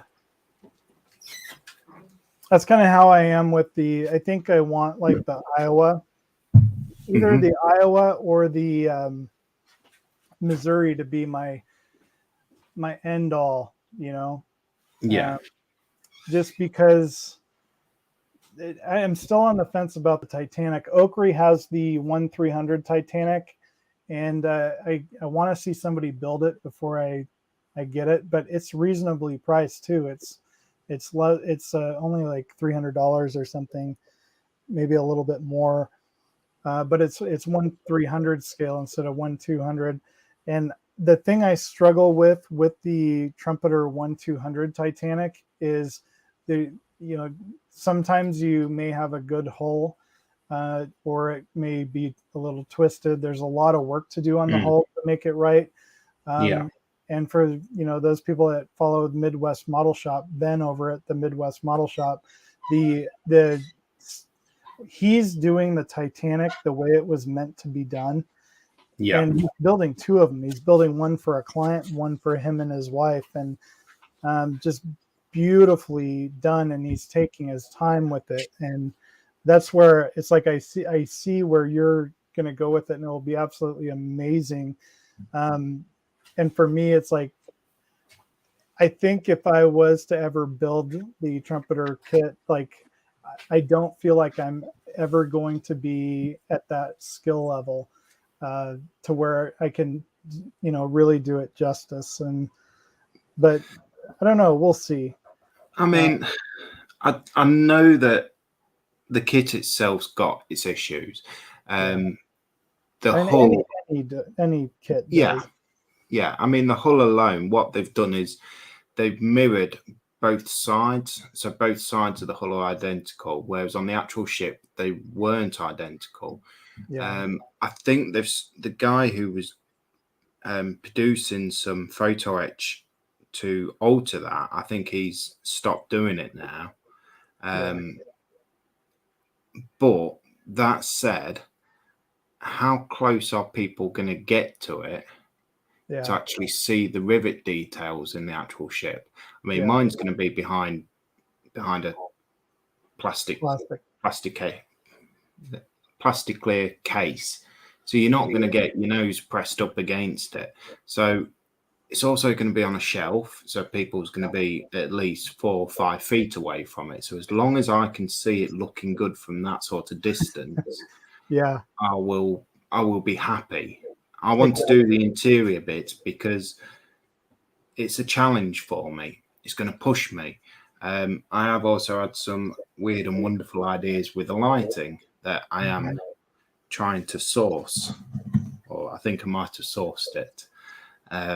So yeah, when it comes to it, it'll all be revealed what my ideas are. Yeah. But I sort of get carried away with them. Yeah. But yeah, going for accuracy, yeah, we always try to strive for accuracy, authenticity, and get it looking how it's supposed to look. But I think you can go a bit OTT with it and start worrying about things that there's no need to worry about.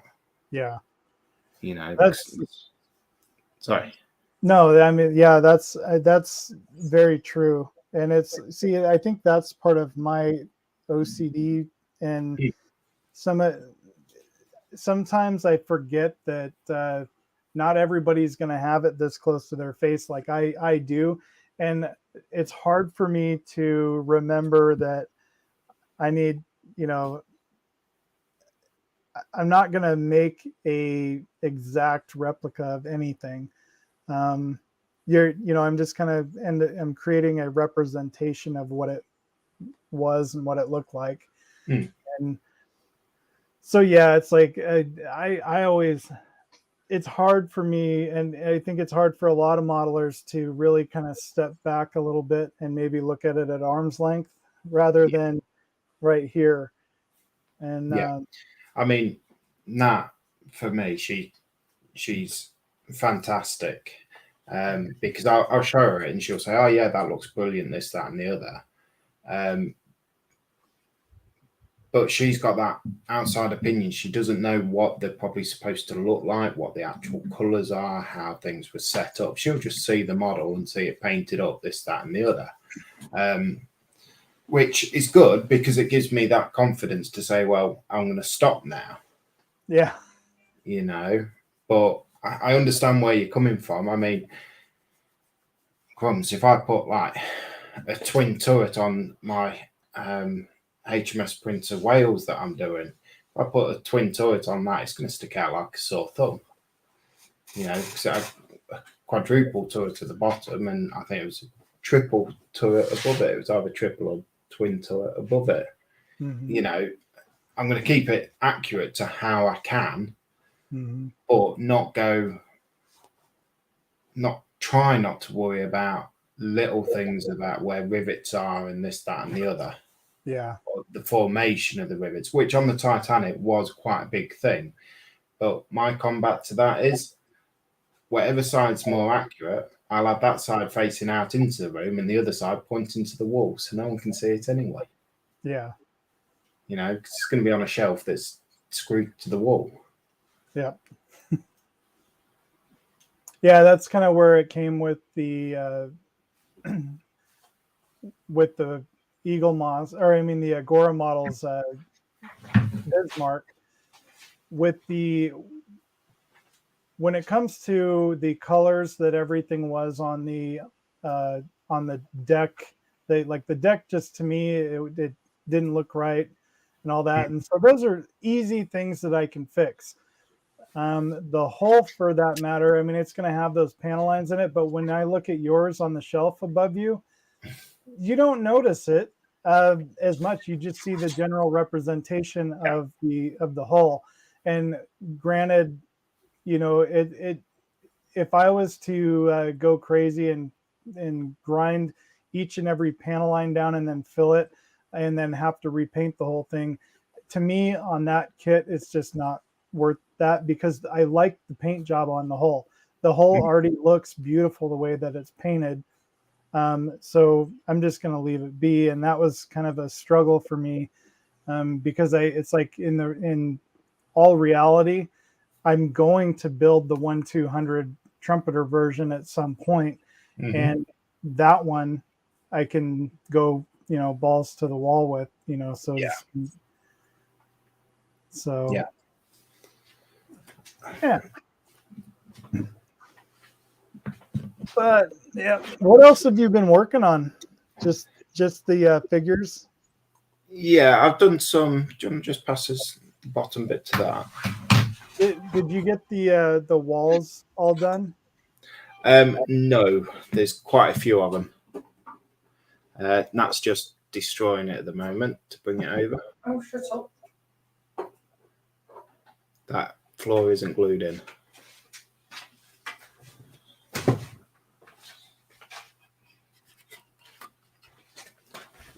So I've got Wow. the floor done. So I did all of this in the colour shift. I've masked it off, masked all of it off, done the metal on the interiors, pulled the masking tape off, and the paint come off Oh. on that one square. So I've got that one to redo. But we'll take that off. And it's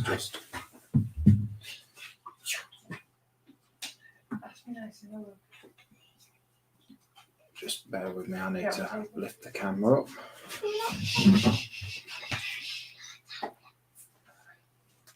And that's where we're at on that at the moment. That's amazing.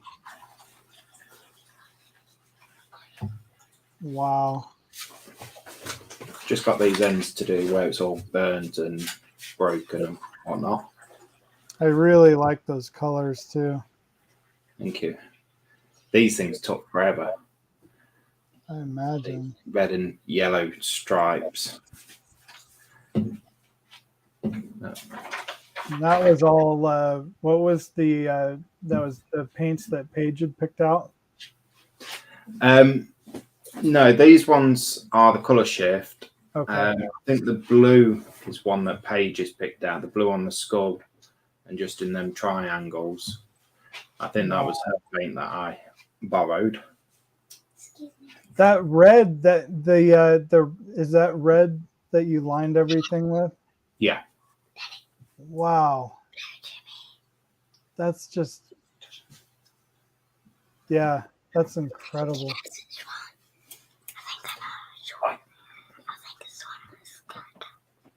Wow. Sorry if you can hear Paige talking in the background.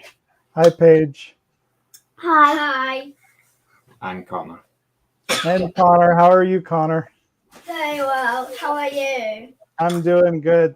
Thank you, buddy. I've just seen that I've got that middle bit to finish up as well.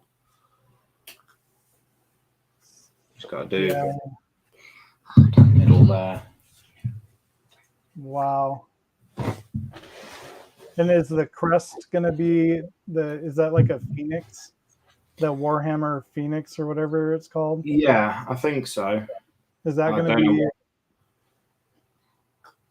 Are you going to do that a different color or leave it? Yeah, I'm going to do that a different color. I think I'm going to put the copper across the top. I think I have done one. I'm not sure.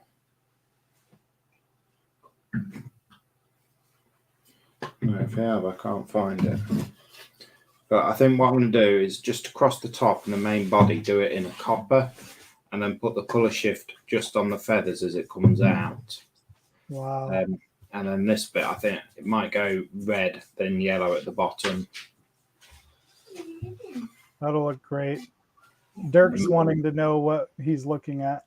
You want to know what you're looking at? You're looking at, I'm not even going to try to pronounce it. So there's the box.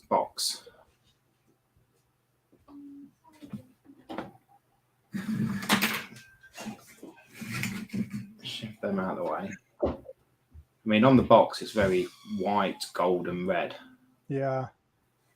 But I thought that was a bit bland. Yeah, I like your interpretation better. Yeah. I'm hoping it's good enough to house Paige and Nat's models, because obviously Paige being an award-winning modeler, shall we say, got to be up to their standards. Yeah.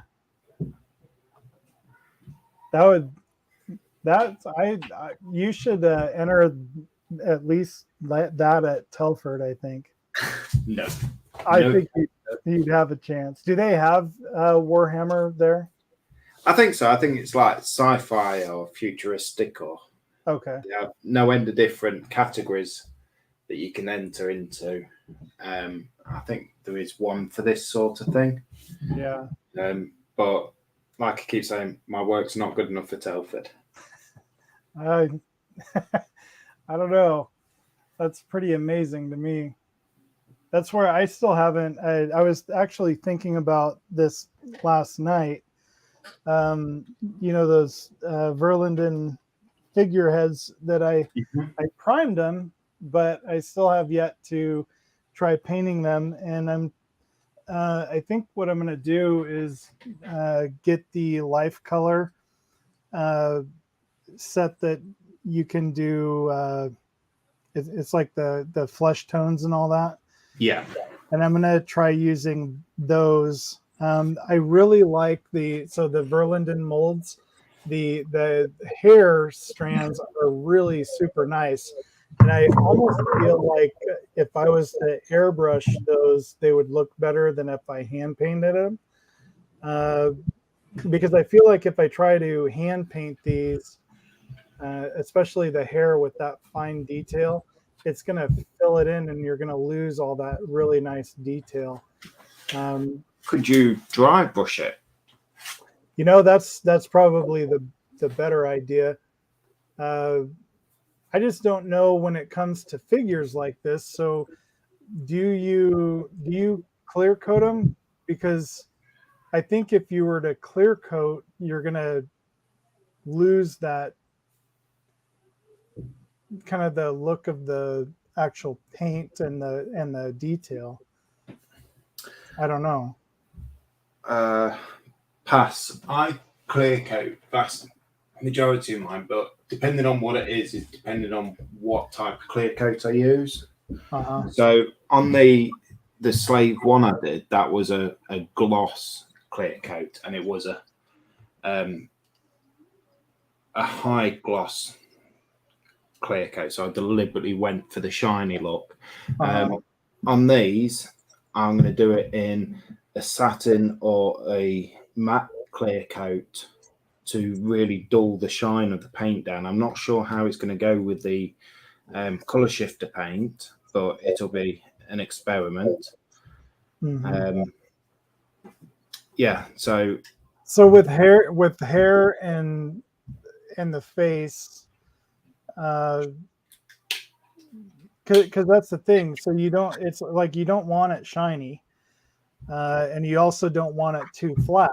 So satin. But then there's the I could try a satin, but then would you want that satin finish on both the hair and the face? I mean, you can. I don't know. I can experiment a bit, I guess, and yeah, that's why I got these. They were super cheap, and I mean, I've still got experiment with them. Still got these ones to do. Yeah, those are larger. These ones are 120 millimeter. Those ones are what? I think these are for 200 mil busts. Okay. That one might be a 75 mil. But these are all seconds from a company called Mitch's Military Models. So when they go to shows, they will have, or they did at Telford last year, they had a box full of these heads, and it was 3 for £10, I think. Oh, wow. Or 2 for £5, something like that. And they're brilliant just for practicing. Yeah. Yeah, they're on this Verlinden set, there's no cleanup at all. No. And those look really good too. There might have a little bit of cleanup on the back, it looked like on the middle one, but yeah, there's a little bit. I mean, I wouldn't go too OTT cleaning these up because they're only practice. I mean, if I don't like it, I just chuck it in Dettol and redo it. Take the paint off and redo it. But it's all good practice. I have got one done up somewhere. And so Steve had to take off. Take care, Steve. Have a great day, and thanks for joining us. And Wayne was saying, I've just finished building the Revell 1700 Bismarck. I won't be buying Trumpeter again. I don't recognize that scale. The scale that does not exist. Actually, I still can't believe, like, Dirk, that was it 1200, Oh, but he just blew it out of the water, but with his diorama for that. What he did with it. Oh. And that's where, thanks to Dirk, somewhere around here, I have a soda can that I cut up and sanded all the paint off or whatever it is they put on that, and down to bare metal, and used to make my own photo etch. And that's all Dirk's fault. Because he did that in that build. He actually used pieces of soda or beer can. But what he did was just absolutely phenomenal. I just it's literally just perfect the way that it turned out. Yeah, I mean, it weren't just the fact that he built it; he's added to it, and like you say, made his own photo etch out of beer cans, and actually got it to a point where it looks acceptable. Yep. You know. Oh, just bear with me 2 minutes.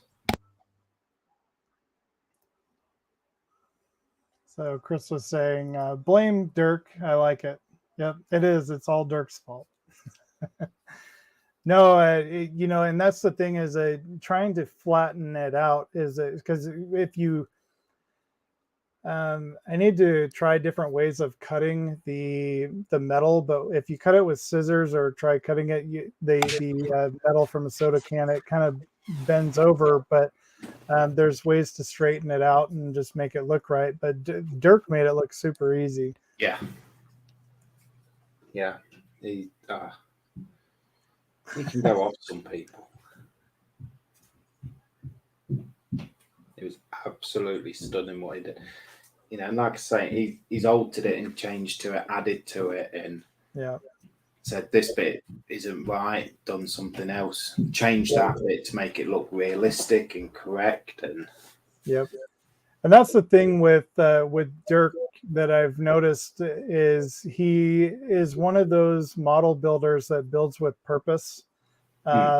If you want to call it that, he has an idea in his head, and that's how he builds. He builds with that idea in the back of his mind, and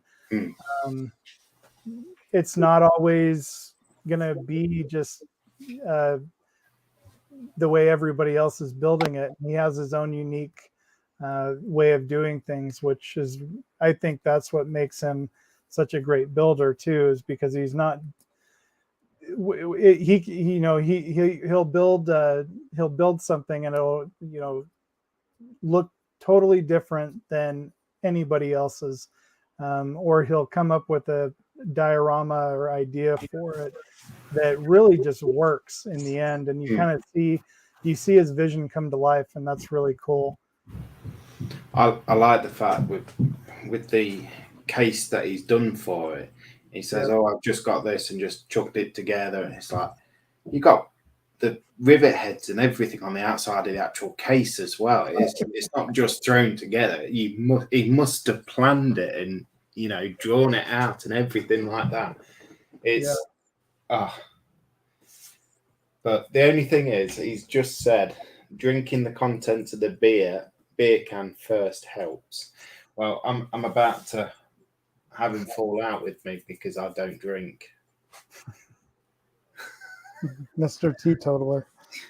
But very, very rare that I'll have a drink. I'll probably have a drink on my anniversary, and that'll probably be it. A drink and a cigar. Yeah. glass of champagne and a cigar. Champagne to celebrate, cigar to get me out a little bit quicker. Chris, his head's gonna swell to 3 times its normal size. Yeah.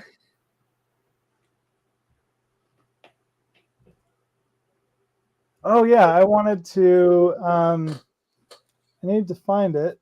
Hold on, stand by, because I don't see yours on there. But for those of you that are still watching or watching this in syndication, the almighty James Skippins, is that right? Skippins? Yep. Who is the master and commander of the Sprue Box over in the UK. There we go. Lewis has got his out. He did something very special today and is going to be talking about it a little bit more over on his channel. The model officer? Model Officer's Mess. Model Officer on YouTube, Model Officer Mess on Facebook. But he went to the factory, what is it? Horns? It's Airfix, basically the Airfix factory, and got a tour along with, I know World of Wayne was going there as well. But if you head over to the Model Officer on YouTube, he will be talking a little bit more about it. And I don't know when he's actually going to kind of put everything together and show his video on the tour, but he did a little bit live streaming today from the Airfix factory and got kind of a behind the scenes look. So head over and check that out if you get the chance, because something that, I mean, we over here in America, a lot of us build Airfix and we don't really know a lot about the company. So they've been in business, probably one of the longer lasting of the companies. I can't remember when they started, but they've been around a long time. And, for the most part, the majority of their models are really excellent builds.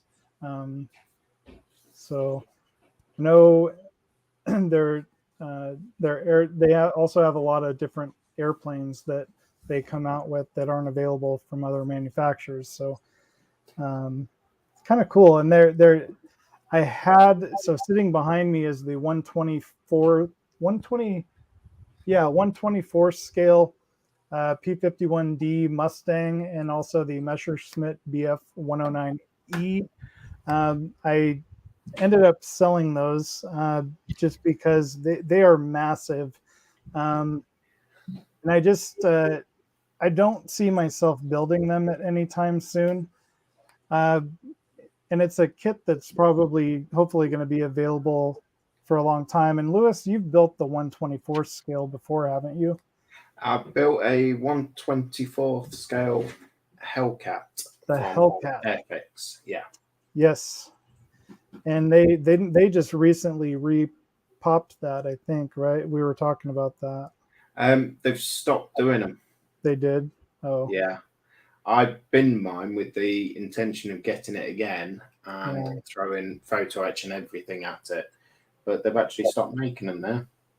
Yeah. So, they might pop back up at some point. But I know they're coming out with a lot of the newer aircraft as well. But a lot of their I think they have the Spitfire available. And for some reason, I've always liked the Spitfire more than I ever did like the P-51 Mustang.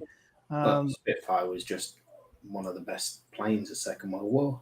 It was. The Spitfire was incredible. And the Hellcat is another just kind of cool looking plane as far as I'm concerned. The Messerschmitt is overdone, but and I built the 144 scale, and you guys saw that on my channel. I would like to build a larger version of it someday, but it's hard to justify building another one when you've already built one, even though it is a tiny scale. It would be nice to build one at some point in a bigger scale, but the 124, when I was looking at that kit, it looks like a really nice kit, but you can go crazy trying to add detail to it. Yeah. And you can also mess it up very easily and quickly. So somebody else is going to get it. It'll be shipping it out later tonight, and both those kits sold for way less than I thought they would. Somebody got a good deal on them, $20 for the Messerschmitt and $25 for the Mustang, I think, which is a lot less than I paid for them, but at least they'll be going to somebody's home that will build it and do it justice. So yeah, that's the thing. I mean,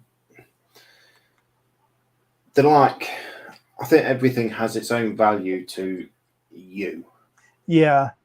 You know, I mean, I've got, to put it into context, we have two cars. One's a little runabout and one is a family car.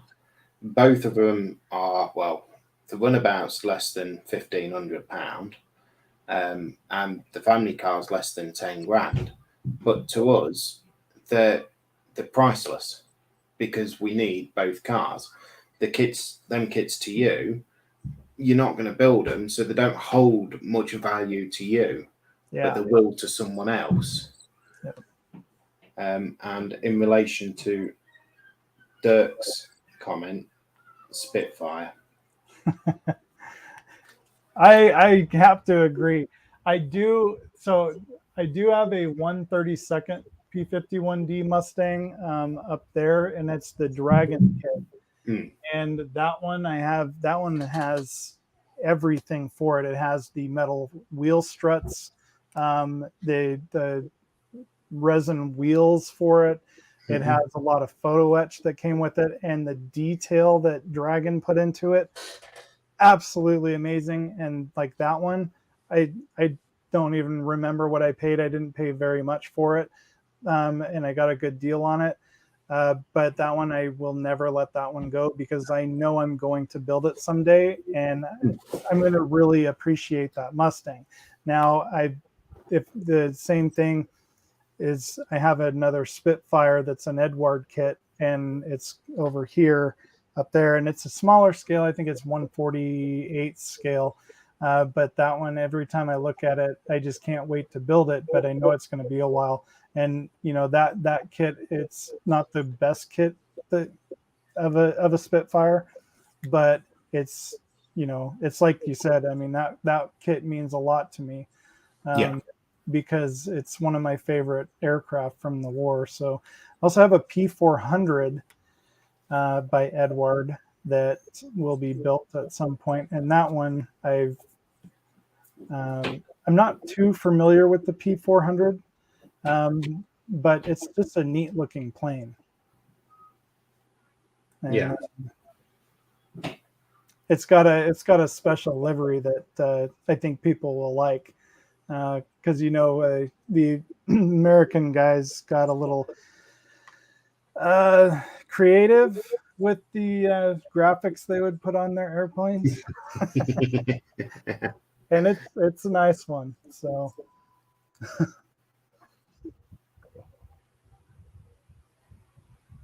yeah, you didn't really see that with the RAF, did you? Sorry, you didn't really see that with the RAF, did you? With them being scantily clad. No, I think the main difference is your guys were allocated a plane, weren't they? Yes. Whereas our guys weren't. They just flew whatever was available. Yeah. Sorry about the shouting. As long as she's not yelling at you. No, she's trying to get the kids to bed. So did you end up having to sleep on the trampoline last night? No, unfortunately, I had to sleep in the bed. Unfortunately. Dirk saying, "You are not making points with me today, Lewis. Not a drinker, and you are sliding the greatest fighter the world has ever known." I'm not. I think the Spitfire.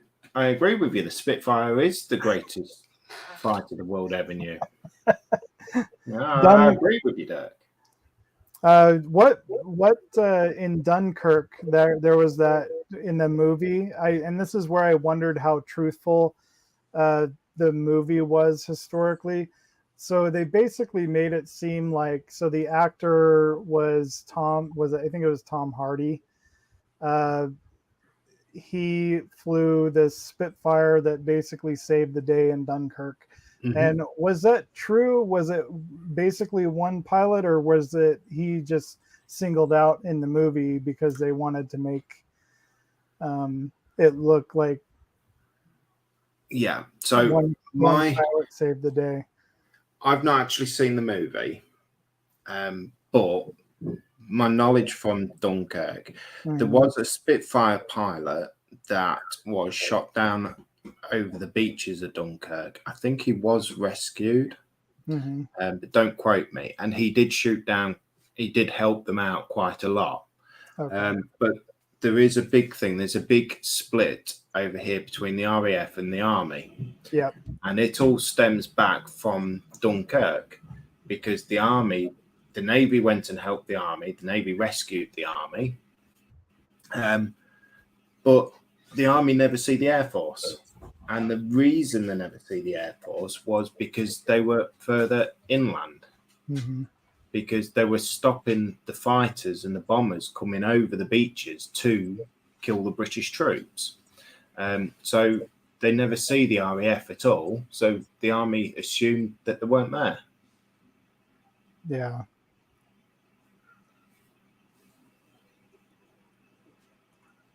Yeah, it was an interesting the movie. It was definitely worth watching. I was just kind of wondering how swayed the viewpoint was on how it actually happened, because I know that you had said it was kind of a big embarrassment at the time. But yeah, so the British got pushed back to the beaches at Dunkirk by the Germans. It was a defeat. We got booted out of France. But it was seen as a victory because they expected only to save, I think, 10,000 of the actual men. Wow. But I think they saved something like 100,000. That's amazing. That was the spin that was put on it. And it was all done from pleasure boats. Yeah, that was what fascinated me really about the movie too, was that because I had no idea that the Navy basically went and said, "Hey, we're commandeering your boat," and but there were so many people that owned yachts and stuff that actually just stepped in and said, "Hey, we'll help you out," and they were able to save people by just loading them onto somebody's private pleasure boat, and I never had I thought about that or heard that, especially, and it makes sense, because a lot of people find other ways of helping the war effort, but that was one really cool thing that I learned about the whole event. Yeah, I mean, to me, war is bad. I don't like war, don't like fighting, anything like that. But that is where most of our technological advances are discovered. You can go through it all. Spitfire, Hurricane, Mustang, and you got the jets coming in at the back end of the war. You've got rockets, ballistic missiles, things like that. There's actually, what is it? Was it it weren't the K2. K2's Bluebird. What was it's called the Bumblebee? I remember it as the Bumblebee because it sounded like a bee buzzing overhead, and then all of a sudden it stopped and they dived down. They fell out of the sky onto London and whatnot. What was the name of them bombs? They were launched from France and Germany. Pass. Dirk, you're up. Quick Google. I've got a little piece of useless information for you all. That's why.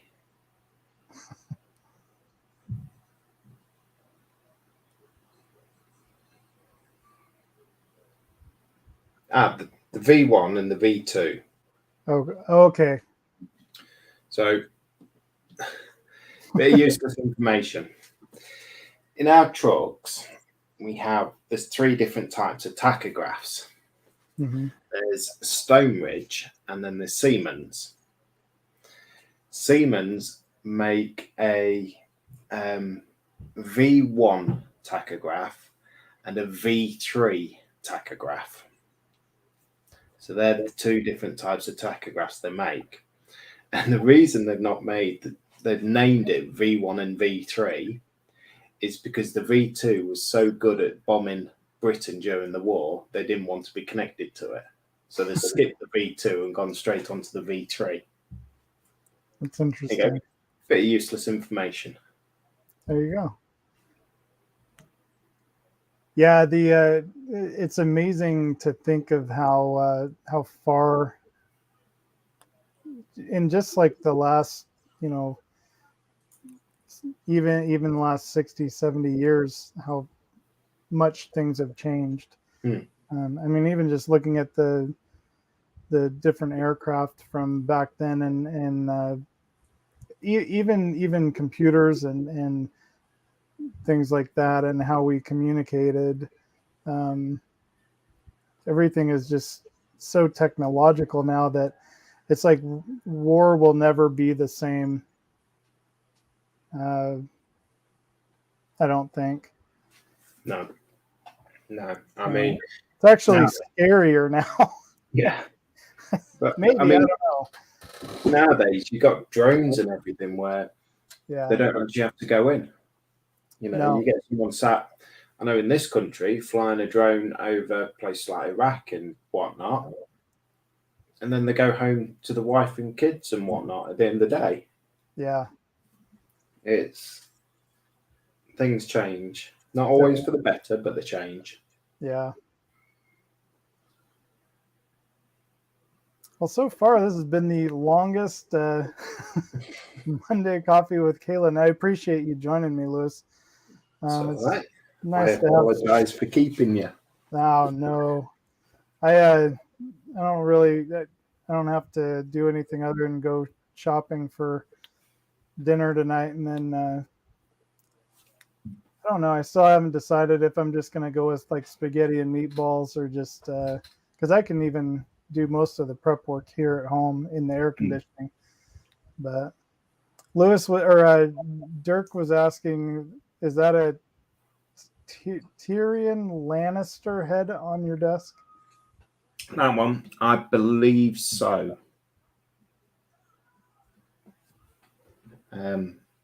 So Mitch's military models, they do different figures, different busts, full-on figures. I've got one of Squadron Leader Guy Gibson. And these are just the seconds, so there's a imperfection somewhere in the actual head. So they just sell them off cheaper, and they're just good practice bits. Yeah. Yeah, why? Yes, it is. There we go. Cool. Yeah.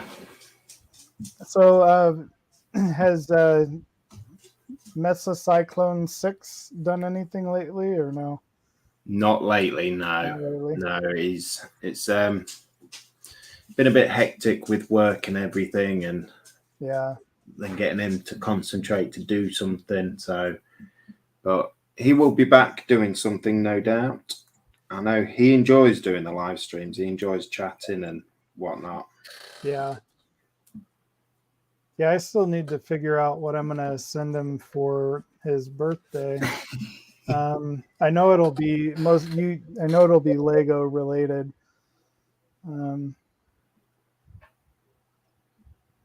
So I'll have to or I don't know. I'll have to kind of pick your guys' brain when it gets closer. It's coming up though, isn't it? 3rd of September. Yeah. 40 days, as we found out today. Did he tell you that? No, he had a bit of a meltdown because he was adamant it was 95 or 96 days. Oh, okay. And we had to go through the 2 Alexas, 2 iPhone series, count them on a calendar, Yeah. and on his tablet as well.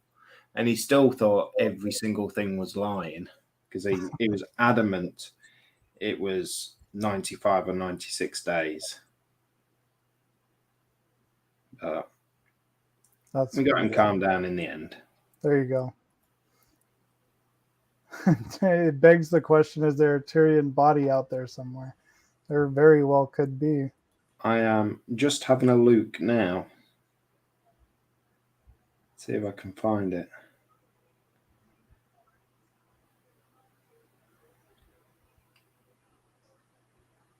I think my phone's going to die. Yeah, my cell phone battery does not last worth anything anymore. So it's always plugged in, but thankfully I don't get called very much. So I try and keep mine low because then there's just enough to do a live Facebook Live if Nat's on the trampoline or anything.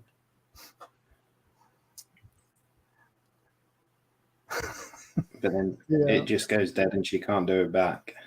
There you go. She hasn't figured out that she can remove things like that. But I'm sure Dan has made a permanent copy of it, and will make sure that it gets shared everywhere. Share it far and wide.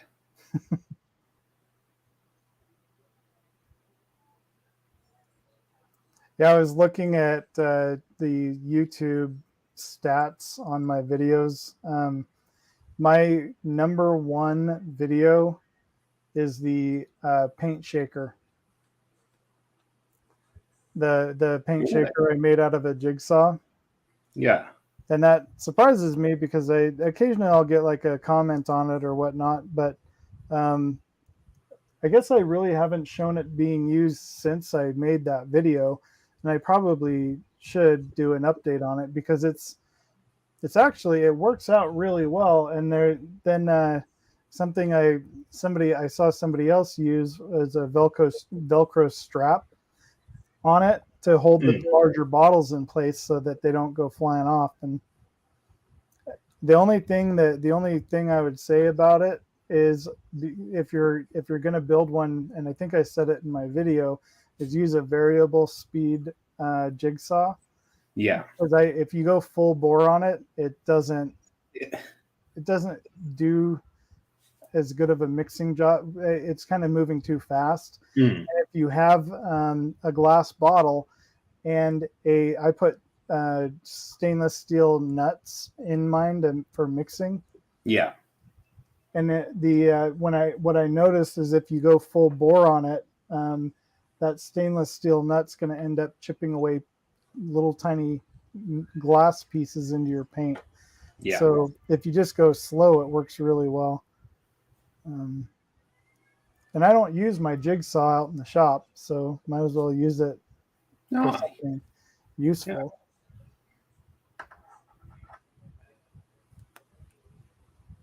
Yeah, it's had that video has had almost, I think, over 1,000 views.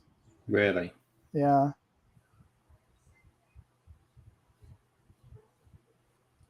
That is, I could only dream of one like that.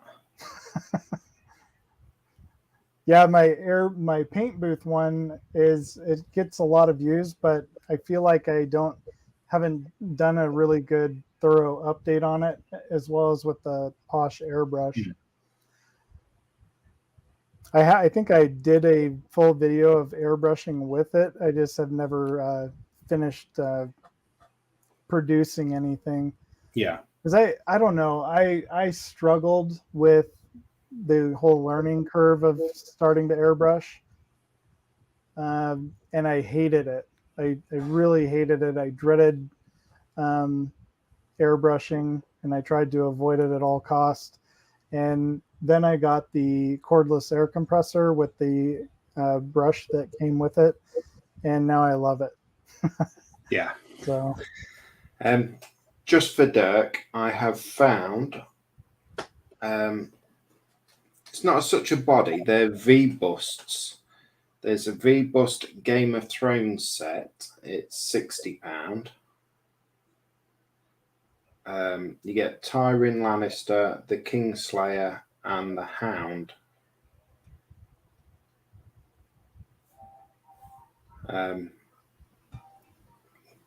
For each V bust on its own, it's £25 each. that's not bad. And there's V bust of the 300 set. You got Sharp.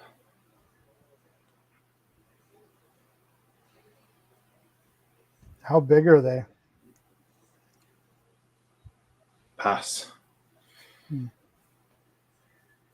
There you go. Oh, nice.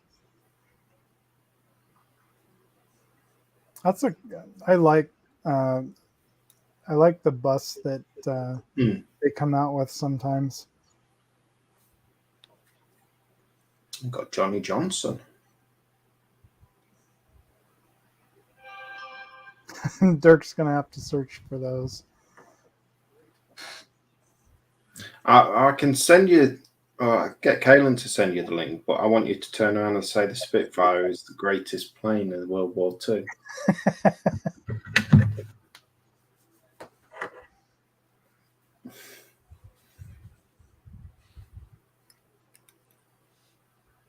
Yeah, I mean, at Mitch's military models, they're just awesome. The detail and whatnot. I've had two models from them. I've done the T-34 Tank Commander and the 1800s Midshipman, and the detail is just phenomenal. It's outstanding.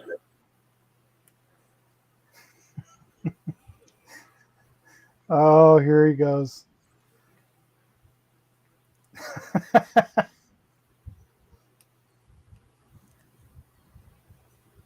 Yeah, so if you want to order something, just send all your payments to me, and I'll ensure you never get it, Dirk. There you go. Yeah, the only full figure that I've got was I ordered for Baby Doll from Sucker Punch. I ordered the 3D print files for that. Yeah. And then I sent them over to Omar to have Omar from Hobby Link International, to have him printed out for me. And so it's going to be for just for the printing, it's going to be $180, and it's in quarter scale. Yeah. Which is pretty big. So at some point I'll give him the go ahead and have him print it out for me and then ship it to me. Yeah. But yeah, that's going to be an interesting one, and that's the one where the flesh tones are going to be tough. And I think a lot of that one, because it's so big, I can airbrush it. We'll see. But now I'm drawing a blank. Lou DeMaso from Aztec Dummy, he did a larger version of the exact same baby doll print. He actually did all like 4 or 5 of the figures, and I think he brush painted a lot of it, and it just turned out amazing. But and I always forget I have Mr. Spock to paint. I'm still working on maybe getting a different head.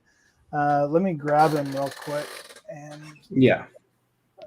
His Dirk was actually, I think it was Dirk that was telling me he's, the camera might not pick him up, but the head, that does not look like Spock. No.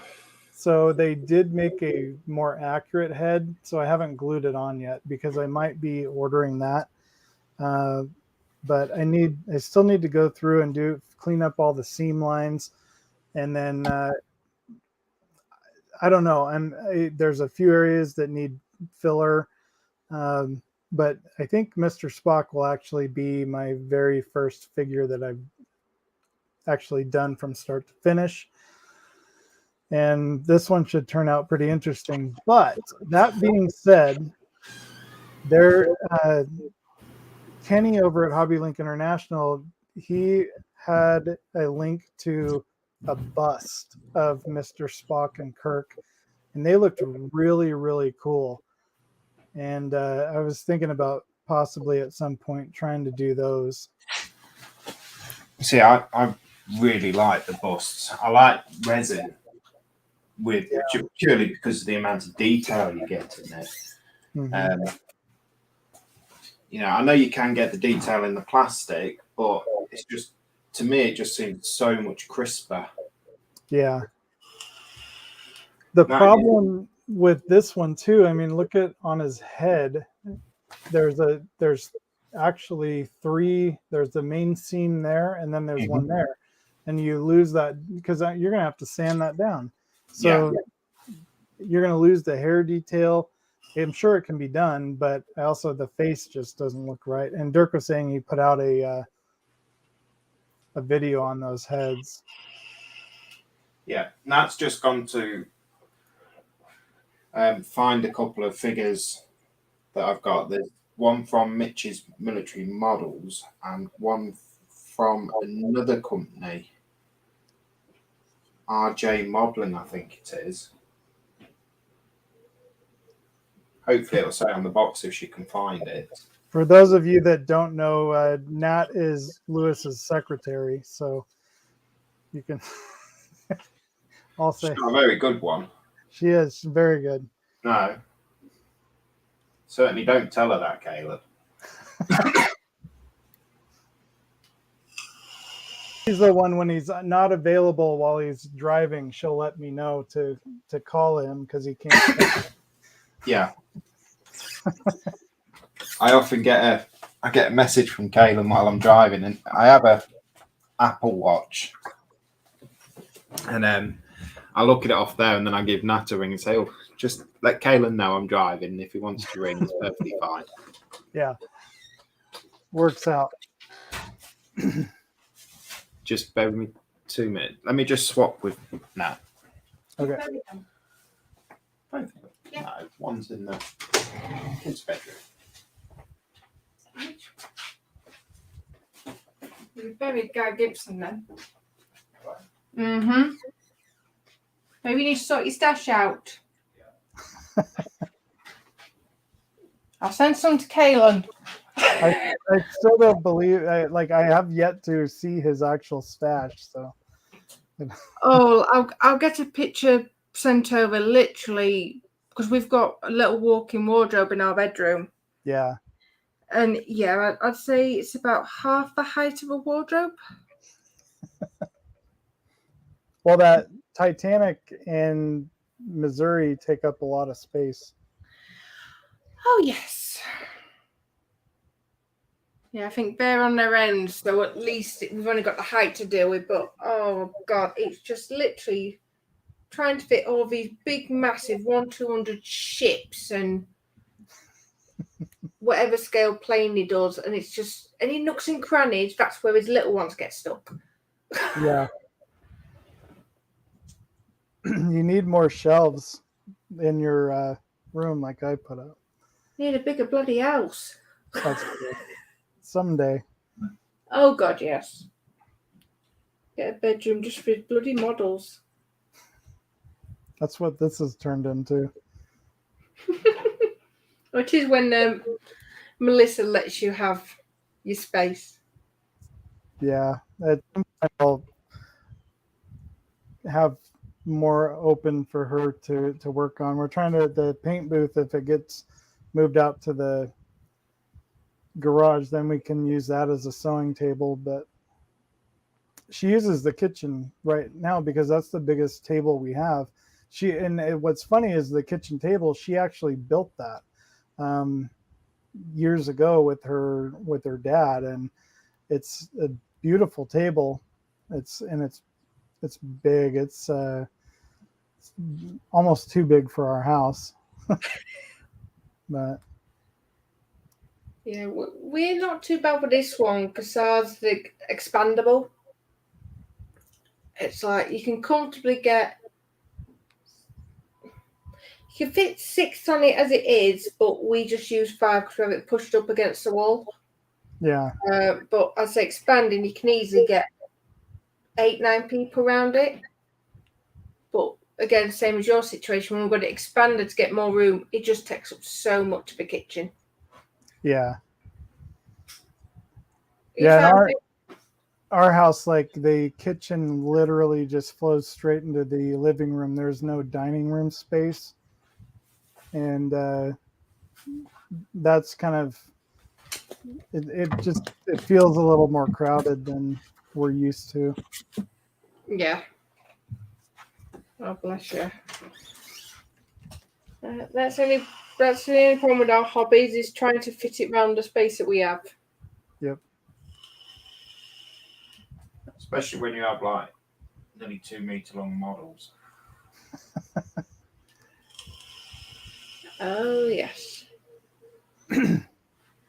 And Dirk was saying, all joking aside, don't look at my stash video. I think I already did, or maybe you should, and then you'll feel better about what Lewis has. I might have to check that video out at some point. I thought she was kicking you to the curb. She hasn't. She can't completely kick me out of this room unless she has to work from home. Because I'm actually using. So I have my computer, and right next to it is her work monitor and computer that she uses for working from home. But yeah, that's the only time she'll kick me out. And Buck is back. Hey, Buck, saying hi to Nat and Dirk. Evening, Buck. Evening, Buck. That is really cool. So this is Guy Gibson by Mitch's Military Models.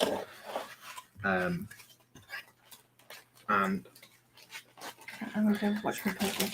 okay, I think it is a masterpiece, to be honest. They do amazing. How do I make you bigger and not me?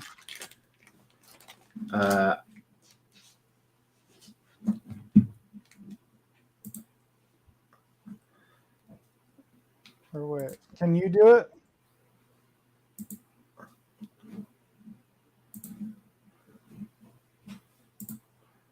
There you go. There we go. So that's his body and top of his legs. All the webbing and everything on him.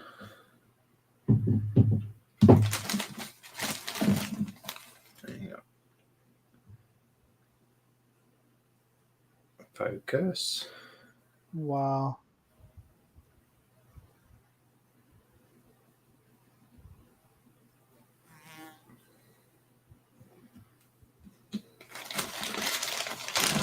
And this is from Mitch's model shop? Yeah, Mitch's militaryModels.co.uk.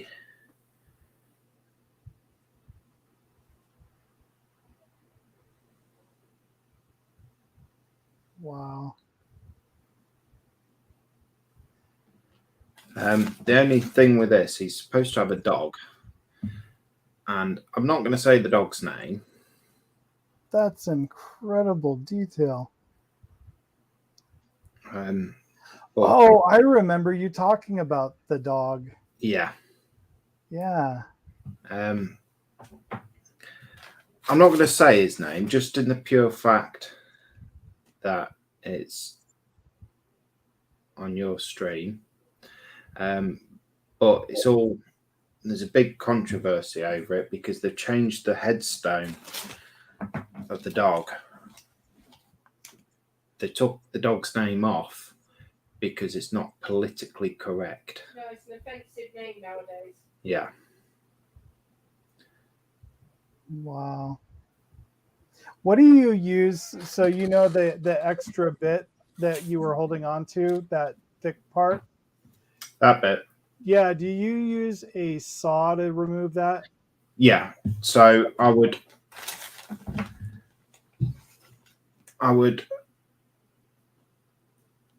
recommend not using pliers or anything.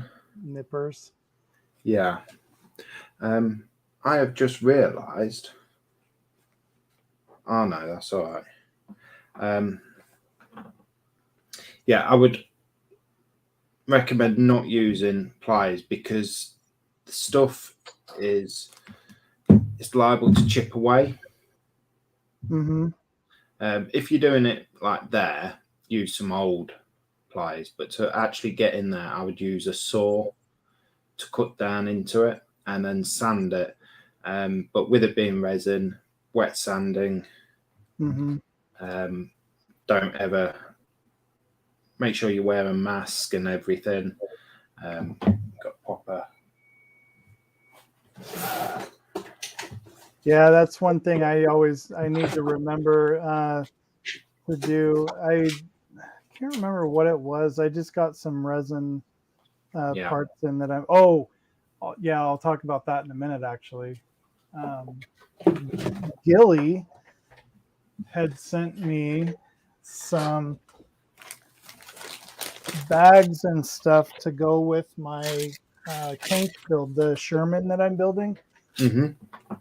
And they're all resin. And so I was trying to figure out how to cut that extra bit off because the only saw that I have is the Tamiya one. And that's not, I need to get one like you have that has the, it's kind of got a longer handle on it. Yeah. To me, it's like a large like coping saw in a way, but. The next one I have, this one was bought for Nat, but she's too scared to do it.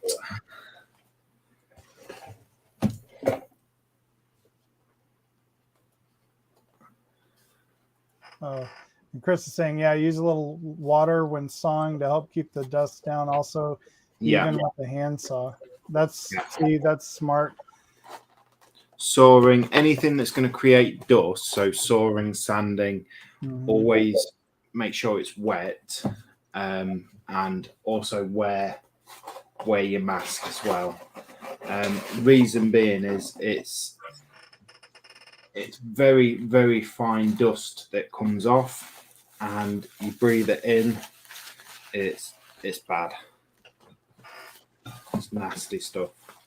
I mean, Paige has got a resin model that she won, and to the point where I've done all the prep work for her because I'm not gonna let her do anything with the resin besides paint it because of how nasty it is. So this one is the Gorilla. Oh wow.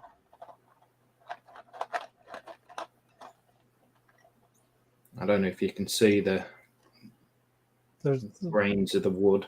Yeah, you can see them really well. That's amazing.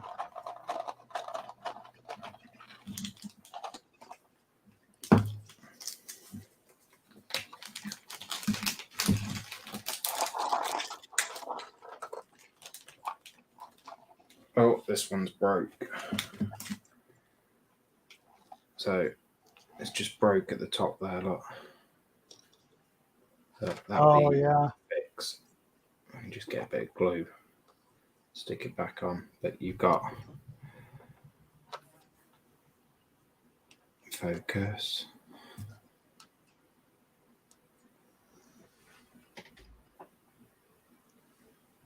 Don't know if you can see the. Let me see if I can take it off auto. I can see the detail in the. Is it rope or cable? Yeah, rope.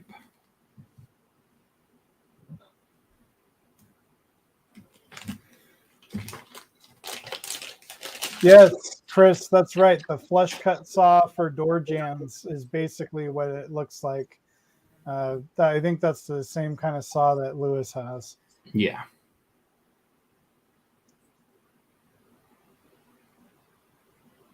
Wow. I mean, you've got the material, fabric, and whatnot. So Nat doesn't want to paint that one up? No.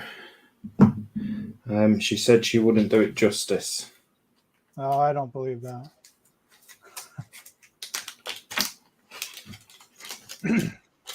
I mean, I've seen her work, and it's amazing. Wow, the stitching, like even Just there. Wow. Zoom in. So my question is, are these molded or are they 3D printed? These are molded, cast in silicon.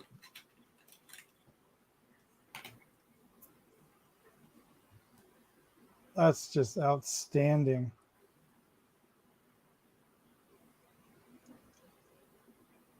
And that's from the same company. No, this one is from RP Models. rpmodels.pt.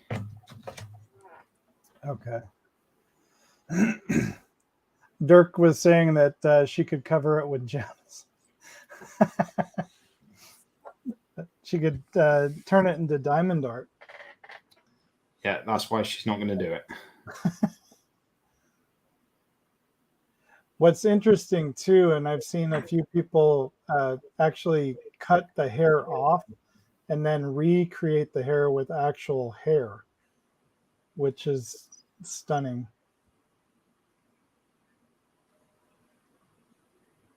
Wow.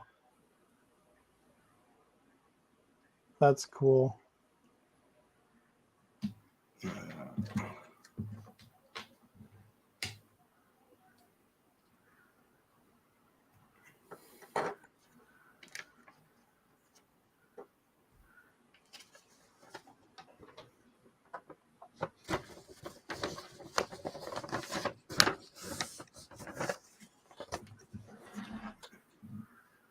Got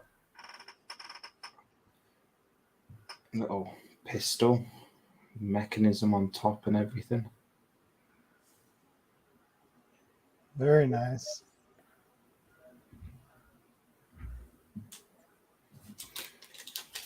So open this one.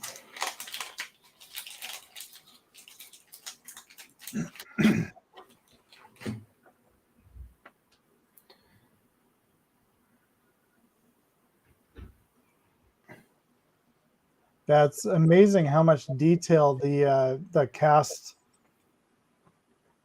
things can have in them. Yeah. I mean, I don't think they're doing this one anymore. They only do a short run of each model.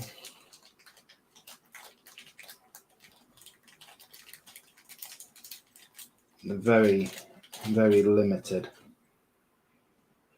That's an arm. Again, with the fabric material. Wow.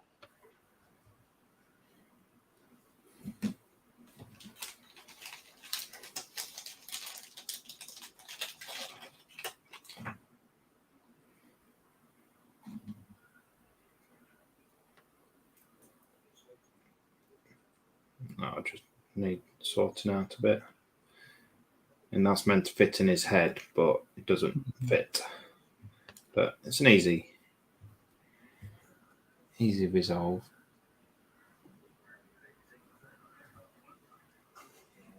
I know my camera is the exact same one as yours, and it does not like focusing.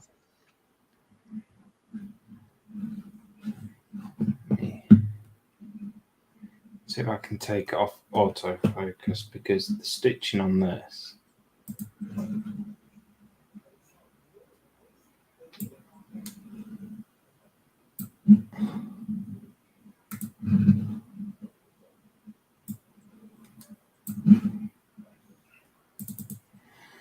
There you go.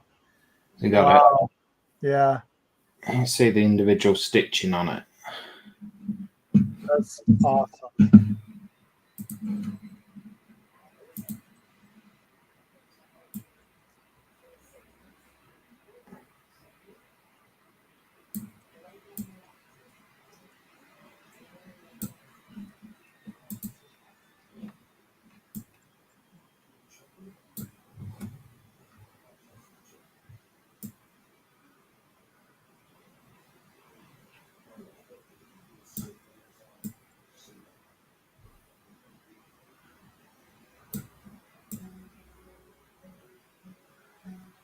Yeah.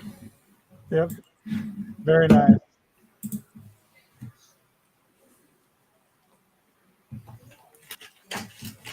So one day I'll get round to doing them.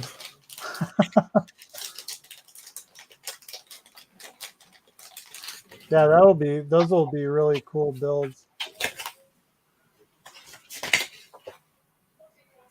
It just gives you some detail of it, the actual figure. Huh.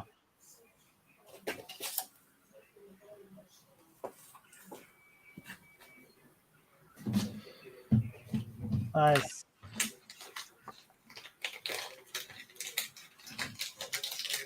Yeah, I just switched over to my camera. I'll show you. So Gilly sent me a bunch of these. There's also some wooden crates. So here's and these I think are 3D printed. These I don't have a whole lot of cleanup on, but the bags, and then there's little crates here that look really, really good. Of course, my autofocus is going to do the same thing. It's going to be annoying. But anyways, very, very nice detail. And then I ordered these, and I started cleaning it up a little bit. But these ones, like yours, I believe are molded, and this is how it looked when I got it. And trying to get this part off. I don't have a good saw, so I was just using nippers. But then on some of these, that's really super thick. Here, let's see if I can find. I don't know, but there's all these really cool little bags and stuff. I think will look really nice with like the tank builds. I don't know, it's not focusing, but either way. So yeah, I need to get one of those. It's not a coping saw, but yeah, it's like that door jamb saw like you have. That's, it seems like that would probably do a better job. And then you just you sand it where you need to. Yeah, so once you've sawn it off, you'd sand it down to where you want it. But again, make sure you wet sand it. Okay. And you wear your mask. Yeah. Yeah, I'll have to just think about that when I go to actually work on them, because I always, when I'm sanding other things down, like even these plastic kits, I should be doing that, but I don't. Mm-hmm. Like especially when I'm adding Bondo and stuff to things. Yeah, I mean, anything that creates fine dust, you really, really want to be wearing a mask. Yeah.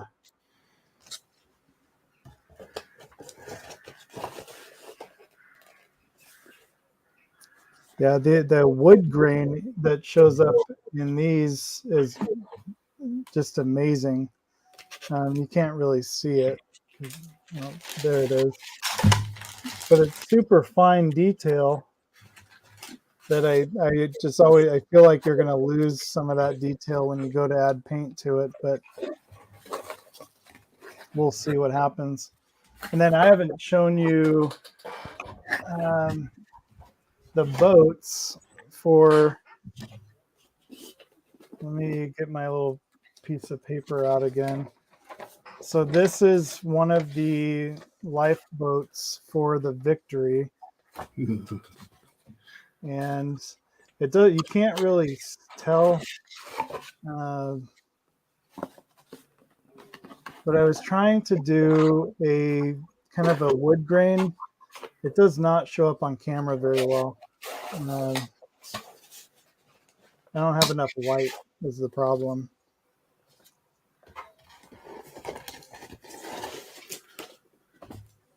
There we go. I don't know. Trying to, so I kind of went from light colors to dark, and when I was trying to brush all of this on, dry brushing it, I would end up getting too much of one color, and so I don't like how it looks, but then again, it's like you're going to be looking at it from arm's length away, and I don't know. Like, I don't know what the interiors were supposed to look like, if they were actually painted or were looked like wood grain. But I've just kind of been playing around, and I started with the light colors, went to dark, and now I'm kind of going back to that light color over the top of it. But this has so many layers of paint on it now that, and then I of course, where the tape is, none of that has the detail. So a bit at the bottom though, it's fine. Yeah. So yeah, I just kind of been playing around with that. Is more or less what I've been doing with the Victory, because I want to get that deck, the wooden deck kit with different paints, and maybe play around with that on the Victory's deck. Yours turned out just absolutely amazing. More look than anything. And you used the Vallejo, right? Yeah. Chris turned me on to the Life Color, and I got the Kriegsmarine. I ended up getting the U-boat one too, which I didn't realize that set number 2 was for U-boats, but it's got some colors in it that would work really well, I think, with the set 1, which they're up here. So this was set 1, which is for all the like a lot more of the upper deck stuff, and then I think that's for the boot for the water underneath the water line. And then the U-boat one has some really cool colors that, like, I think that would be good doing some of the decking, and then some of these other grays and blues you can use on the actual on the ships as well. Yeah. So I don't know. Overall, I haven't used them yet. I need to thin it or figure out what I'm going to thin it with. And they said you can use water, but I'm afraid. So I might get the thinner that Life Color sells. But these should dry brush on really good from my understanding.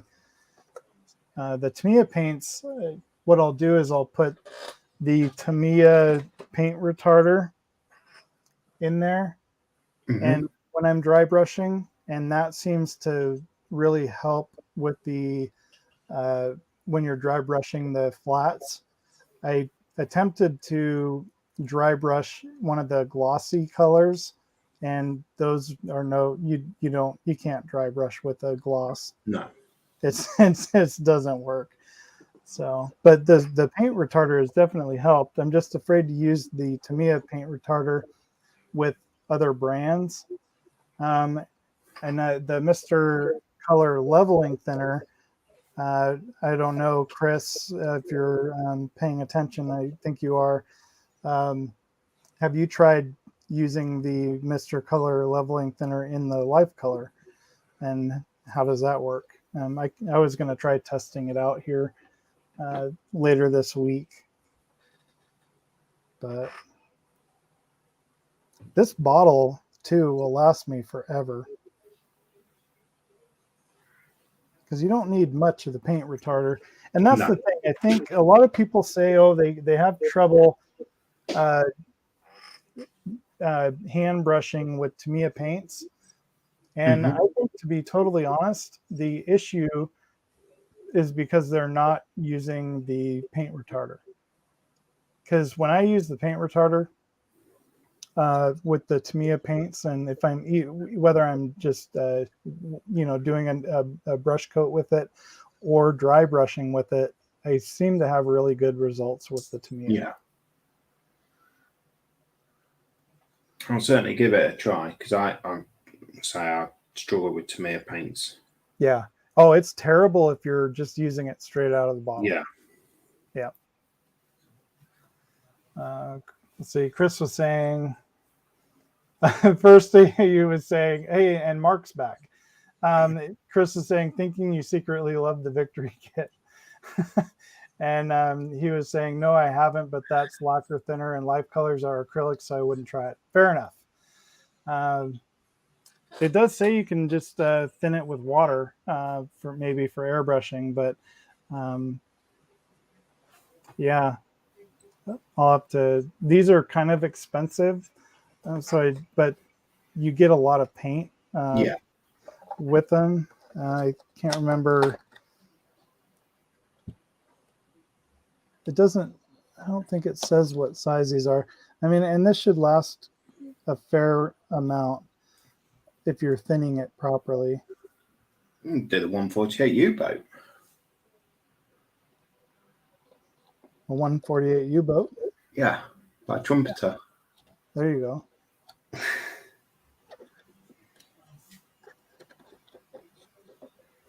Yeah, they have a few different options. Not as much as Vallejo, but I'm kind of fearful of buying a bunch of Vallejo paint and not liking it. You could try it, just buy one. I have some actually, but it's a weird color. It's green, and then my one go-to is the oily steel, which for brush painting for these do amazing. Airbrushing, not so much. That's where I struggle with trying to airbrush these. See, airbrushing, me being me, use the Vallejo airbrush thinner. Okay. A few drops of that in the airbrush. I put it in, use little shot glasses. It's the closest I come to drinking Dirk. I've got shot glasses. So I just mix a little bit in there and then pour it into the airbrush. With a bit of flow improver or retarder or both. Okay, and Chris was also saying you could possibly thin it with alcohol. I'll try that. Alcohol is one thing that I have used for Tamiya until I just use the Tamiya thinner, which ever since I've been using the Tamiya thinner for airbrushing the Tamiya paints, I haven't had as many issues. They also said the life colors dry really flat, which is what I want, especially on the Bismarck. The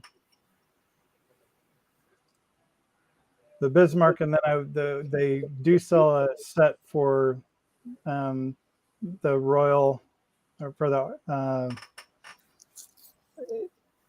British Navy. What is it? HMS. Hood. Yeah, for the hood. So they have those sets as well, which I have all the. That's the problem, is I have all the Tamiya paints for the hood, because I have the 1350 hood that I'm going to be doing. But the Tamiya paints are kind of a guesswork as to whether or not it's the right color. And it, to me, in all honesty, it doesn't have to be exact. It can just be close. Same thing with the Bismarck. It's up to kind of your interpretation of it. Yeah.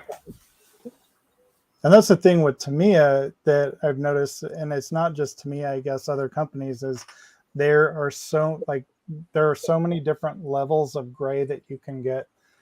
And some people, like I think Dirk does it too, and Chris even, is they'll have a base color and then they'll add blacks or whites to tone down the gray.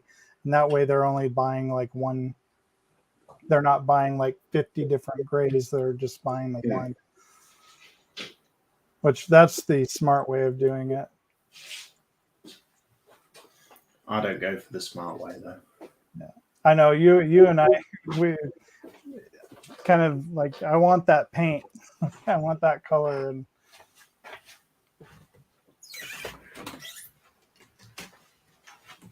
though that color shifting paint that you got, that's a Vallejo product.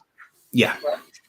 And just your results that you've had with the color shifting paints is just superb. Yeah, they're difficult to brush paint with. Purely because they're in essence a metallic. So I'm having a bit of difficulty brush painting, but other than that, going through the airbrush, I don't thin them or anything. I just pour it straight into the airbrush and come straight out. Yeah.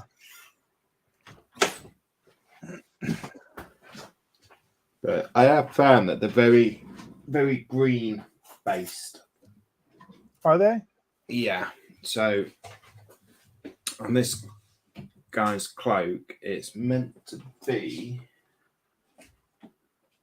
which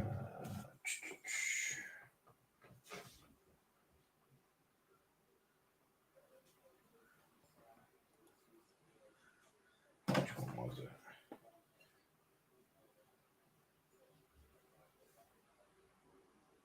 Bright gold brown. And I don't know if it's my eyesight, but that looks green. It does. It looks kind of green to me. Yeah. Very green, actually. But look at when you move it around, the way it catches the light, how the color just kind of shifts, and it's almost like a pearlescent. Yeah. Yeah. But it's good enough for... It's just something different that people will walk past it. Not that I get many visitors in my house, but people will walk past it and think, oh, that just changed colour. Yeah. Yeah, very cool. Well, I don't know about you, but it's getting late in the day here and late for you. Yeah. I'm supposed to be having a movie night with Nat. Right now. Am I interrupting date night? No. You're making it more pleasurable. So let's see, just real quick. I like Chris's comment. Navy ships are only the specified color when they slip off the blocks. After that, it's whatever the elements do to it. That's so true. And whatever paints they had on deck, they would slap on. most military craft, even tanks. I mean, same thing. And Chris is almost off work, so perfect time for him to go. So 3.5 hours in. Thank you so much, Lewis, for joining me. It's good to hang out with you. I haven't the last few weeks. We've both had different things going on, so I haven't had a chance to really talk to you. So as always, it's been a pleasure. Well, thank you for allowing me to join you. Absolutely. So yeah, and hopefully, so is Nat going to be available on Friday for?